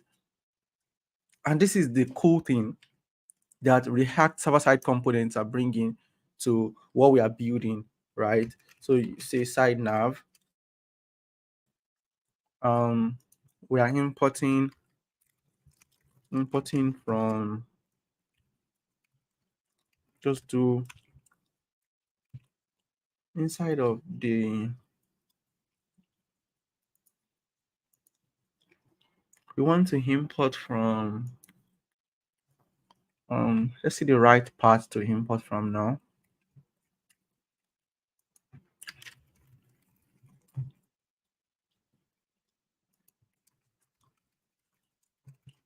And we are importing sign out. I think what we have here is not going to work. Something that we have is not going to work because this part is not correct.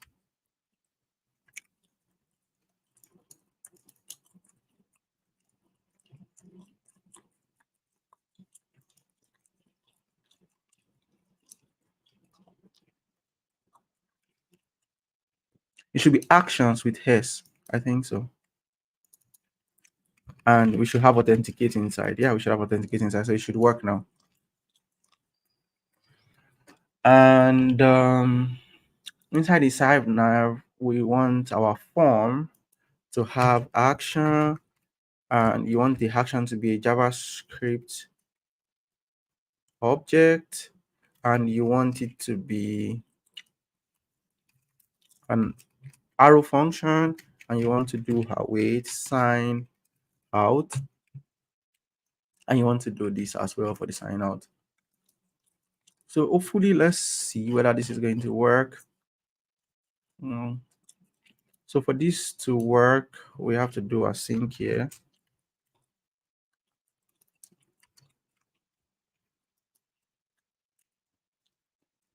And yeah, we can try this out and see whether it's going to work.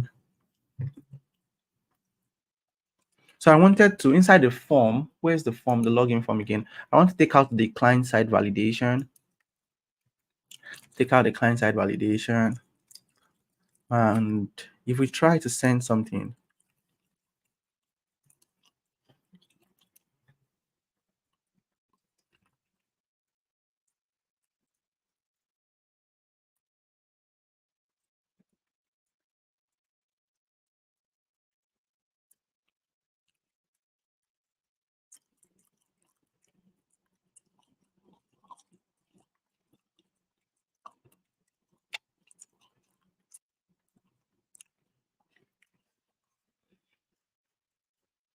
so this form here is supposed to be a client-side operation, right?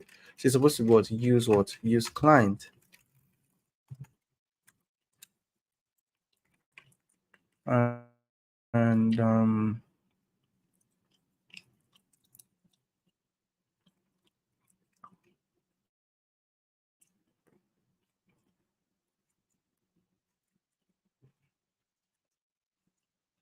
supposed to be a client-side operation. And if we try to send information,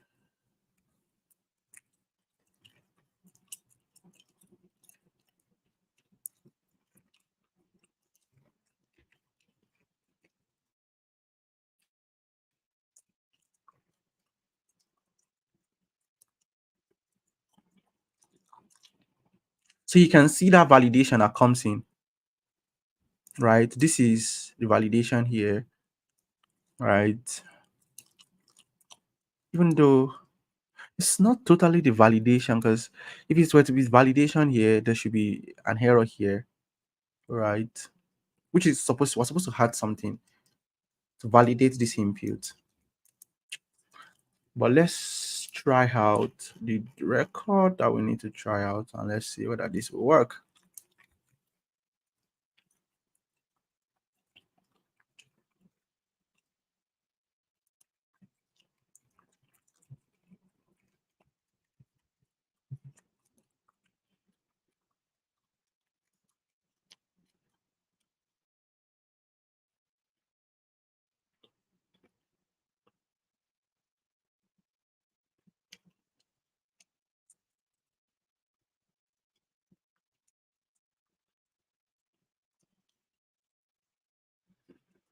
So error, functions cannot be passed directly to client component unless you expressly tell it. Okay. So inside our side nav, our side nav must have use server. There must be a use server, right? Use server here.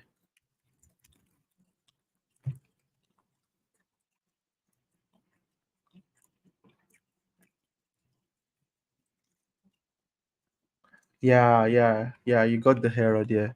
So if we had the use server, everything should work as we expect it to work. Okay, the use server should be inside their sink here.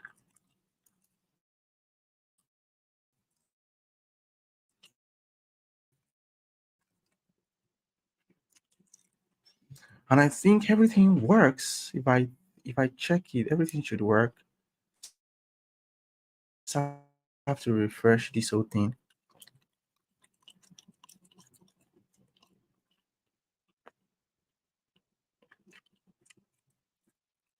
And how do we know that we are logged out? Let's just try to log this out. And that takes us out. And this is beautiful because look at, they're adding this. So Nextjs is adding this callback URL. So it means that if you try to log in back again,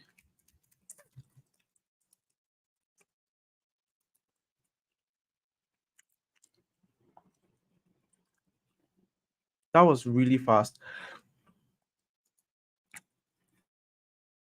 So the next thing would have been to create like a sign up process, right?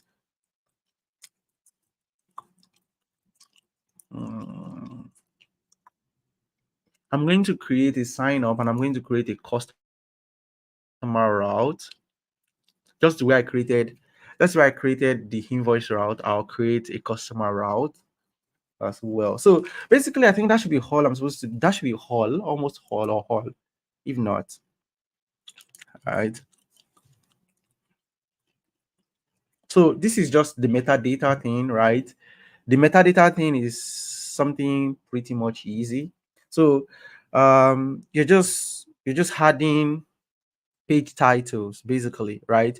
And I think for those who were on the call yesterday, you saw that we can now use title. You will be able to use title in any place in your React component, and which is an amazing superpower that we have right now.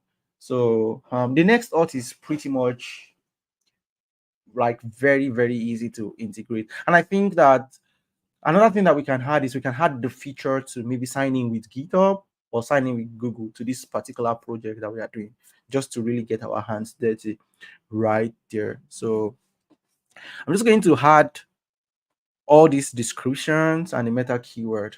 Is that dashboard a template or you coded it from scratch? No, all the code were given to us by the Nextjs template that we cloned, right? We didn't code it from scratch, but it was pretty much. I think the one thing they did with the code is that if you notice, Stanley, the code was practically easy to really understand.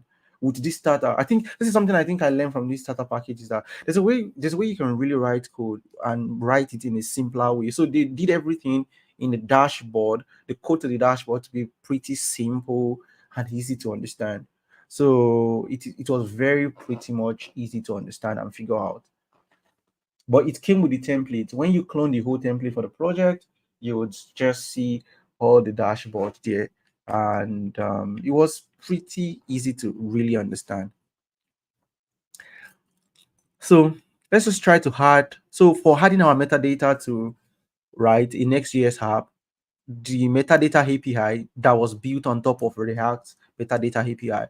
So it has, you can either do a config based export, static export of object, or you do a dynamic generate meta in a layout or page.js. So the thing with the metadata thing is it can only be called within what the layout.ts or the layout or the page.js.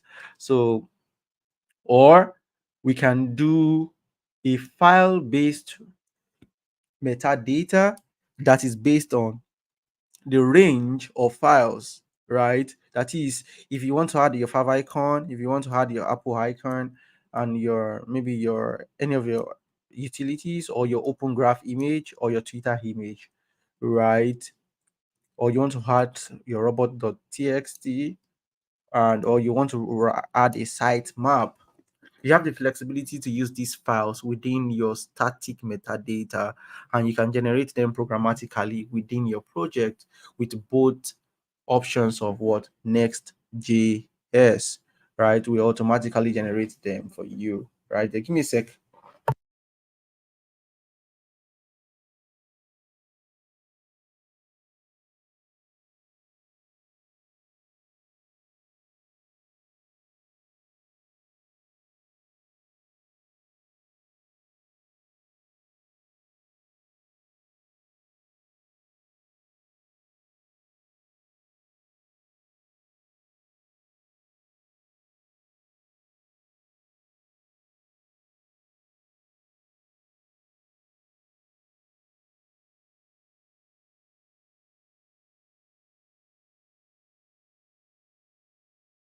So, yeah, we're able to generate any of these things, right, in our Next.js easily, right?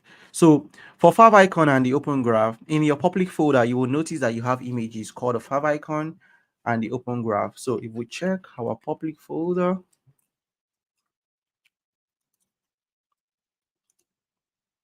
so we have the favicon, right, and we have open graph image.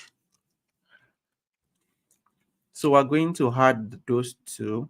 Move these images to the root of your the root. Move these images to the root of your application in your folder.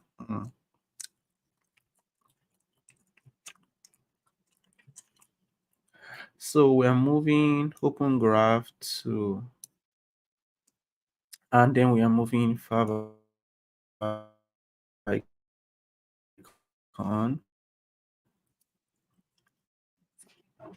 So we now have favicon and the open graph inside of our app, the root folder, and after doing this, Next.js will automatically identify and use these files as your favicon and your open graph image. You can verify this by checking the head. Good to know that you can dynamically generate the open graph with the image response constructor. Hmm. Damn, right? This is just beautiful because they are giving us a lot of superpowers, right? To be able to generate open graph image by ourselves.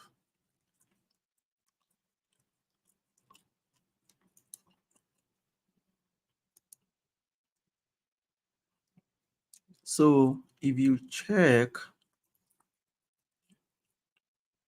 if we inspect and check the head,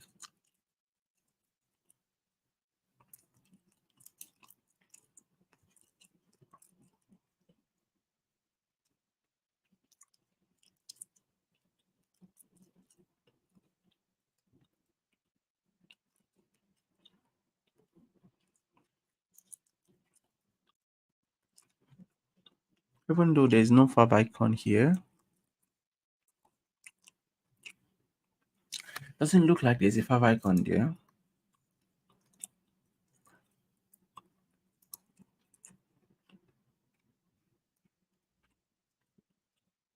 Okay, now I think it has generated the open graph,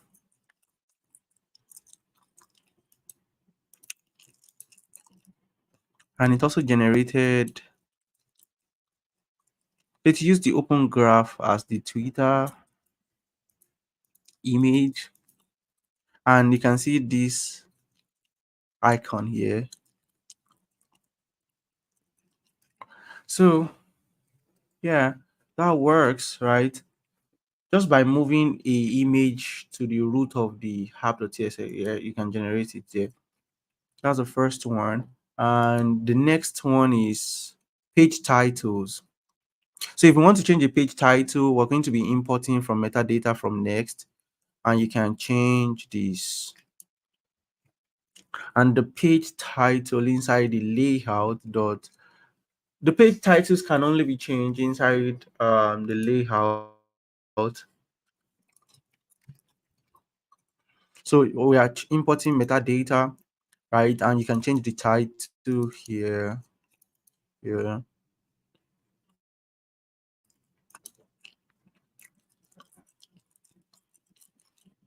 and we can, so we are creating the base URL here, and we can put our name here.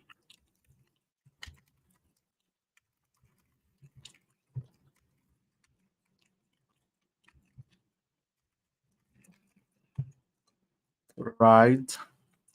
And so just automatically by putting this object here, I think it's going to pick it up automatically by putting it there. And then we can, so if we want our page title, so if we go to our hosted application, you can see that our page title has changed to Acme dashboard, right? And I think if we put some description there, you will be able to see your description as well. You can see the title. Do we have meta description there? So you can see this is here, and you can see that what this is built by the live stream team, right? So we have our description there, and if we go to this is, if we go to our invoice now, the reason we're inside here, we're inside the invoice route, and that is also working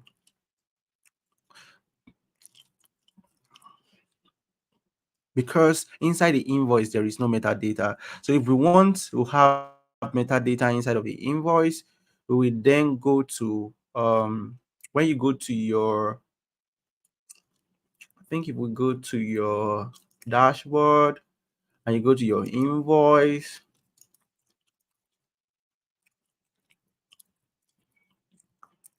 if you go to your invoice, then it will be able to go to the layout. Do we have layout here? So I think we have a layout inside the dashboard now. Okay, so this is the dashboard.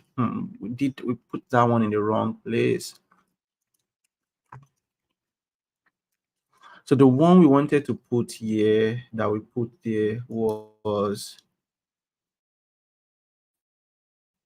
before. This is our Hackman app. Okay, so Hackman app, the official Nextjs will be by the live stream team right there. And this is, so the Hackman app here. So if we are within, no, let me just adjust this a little bit.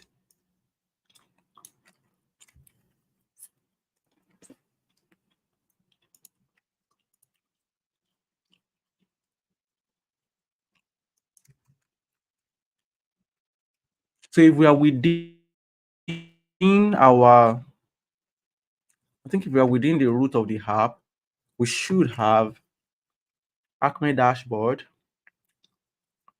If you log out, you see that it has changed to Acme app because we set the page title to be app here. And I think if we want our login page, if we want our login page to have its own metadata, then we can say import. So we can import, right? Import from Next, right? So we are importing metadata from Next. Meta.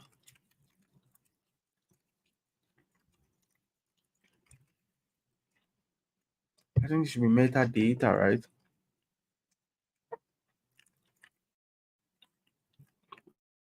Metadata. And then we're able to now construct const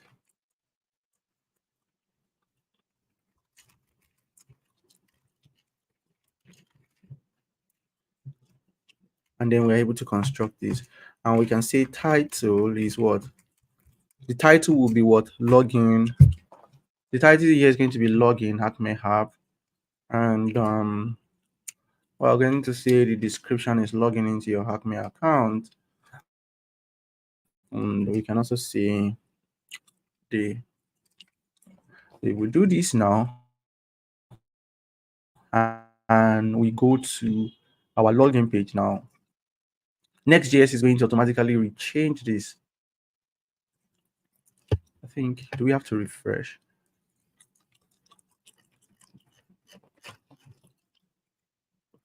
Do we have to refresh this?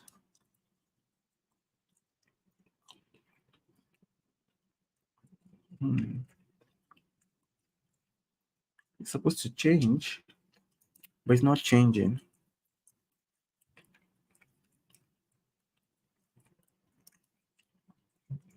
It's supposed to change, but it's not changing.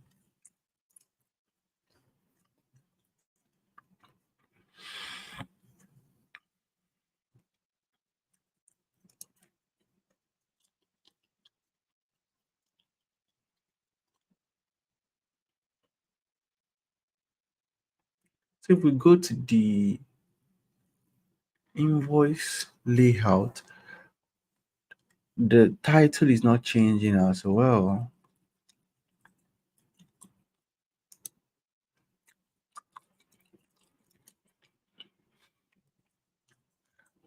Okay,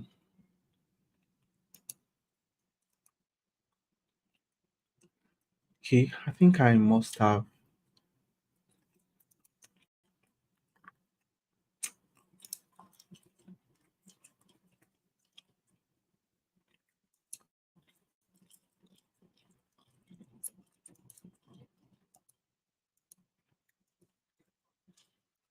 Can't we? Hmm, it's not accepting the other one for the invoices.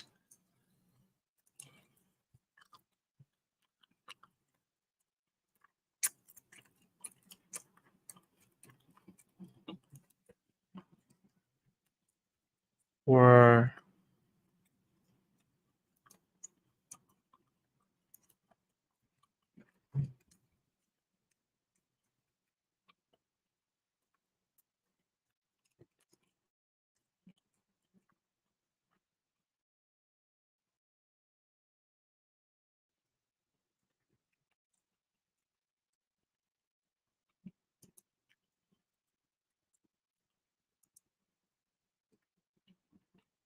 okay, I think it picked that.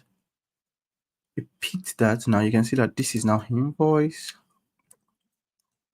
And so if we want this to be customers, we can go to the customer page up the top.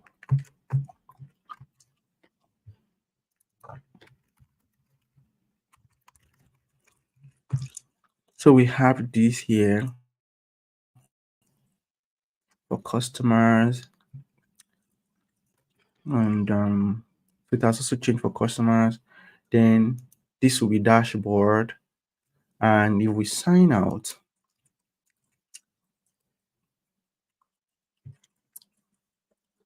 showing, it's still showing Acme app, and it's not supposed to show Acme app. It's supposed to show the login. I think it's because it is here. We're not supposed to have anything here. Or are we supposed to have?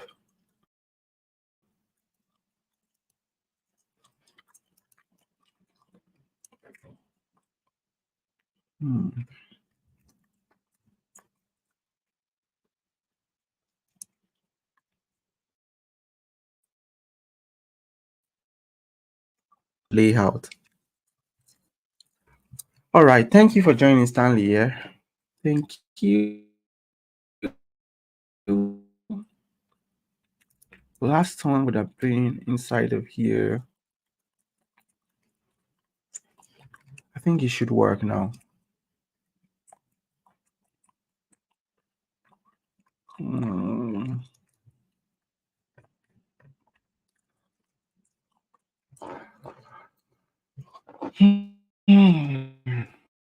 So inside the login, we have page here.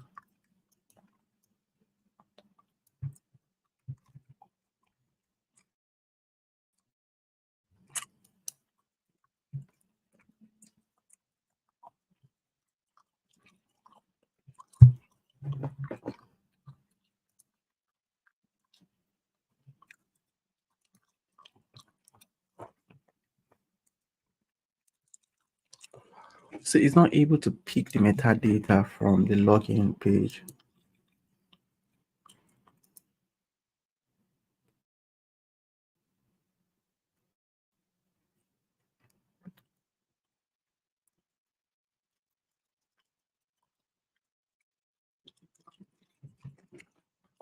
Hmm.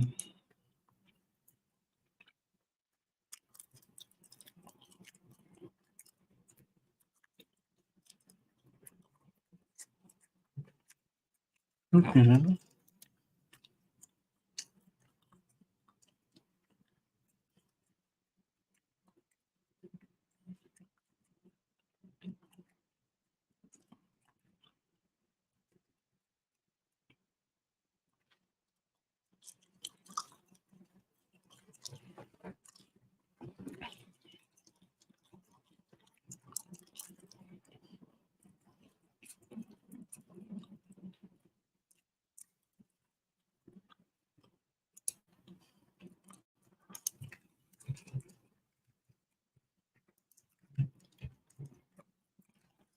Hmm.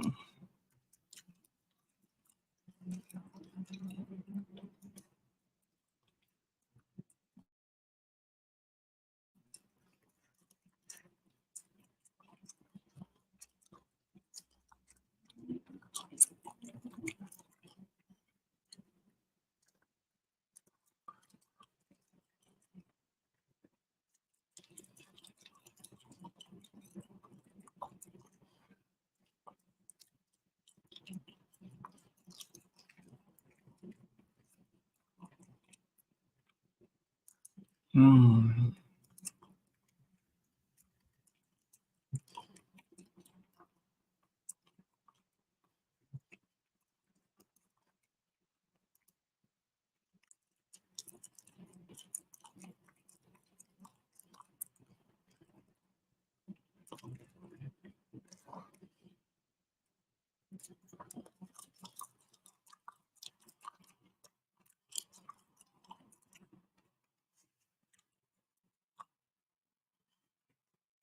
Hmm. So inside of this place here, I think we missed something. So this is the default one, and then if you go to the invoice, it just changes to the invoice. But definitely it works, right? Once you put your metadata in any of your page.tsx or your layout.tsx, you have your metadata. But definitely the dashboard, the login page is not working. I don't know why, but I'm going to try to debug that later.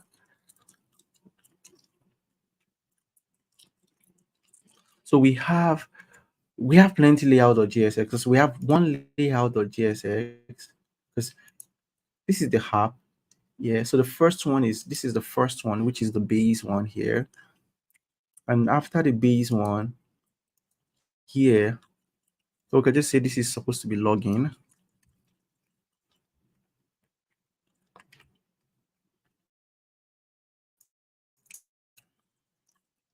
Okay, this is supposed to be small letter. I see the error. Yeah, that's supposed to be small letter metadata, and I think it's supposed to capture it now. Mm,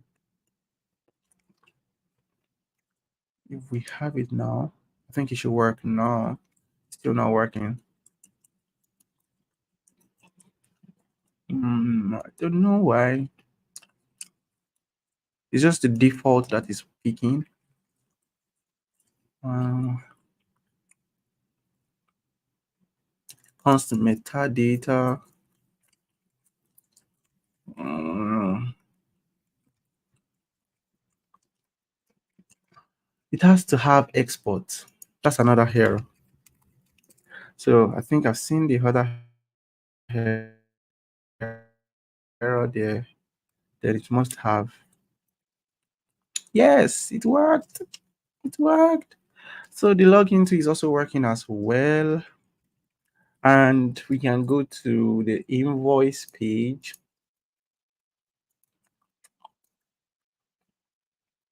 We can go to the dashboard. Then inside this here, we have page.tsx, and then you can just put ordinary customer here. And inside of the invoices, page.tsx again, we just put ordinary invoices here. right? And that works. And inside of the create, so you can come here and import raw metadata, right? And you're doing export const metadata, and you're making sure you have your title. And title is going to be create invoice, which will now work. And then the update, we can go here to do import.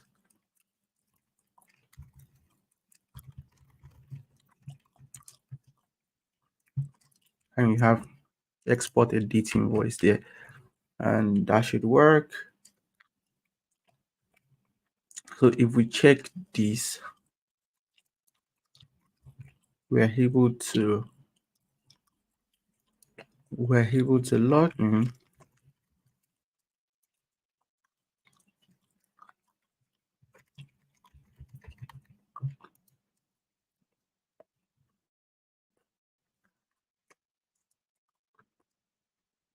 And we're now, the dashboard has not changed.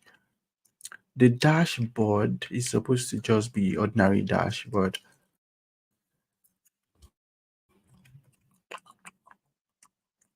The dashboard is having title twice. So we're going to fix that. But if we go to our invoice, that should be invoice.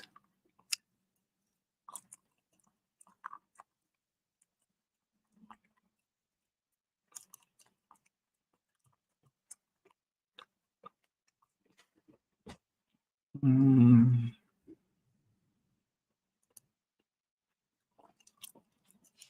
So why is it not picking it up right there? It's supposed to pick it up, right? We can always fix it. It's supposed to attach the other things to hit here, right there.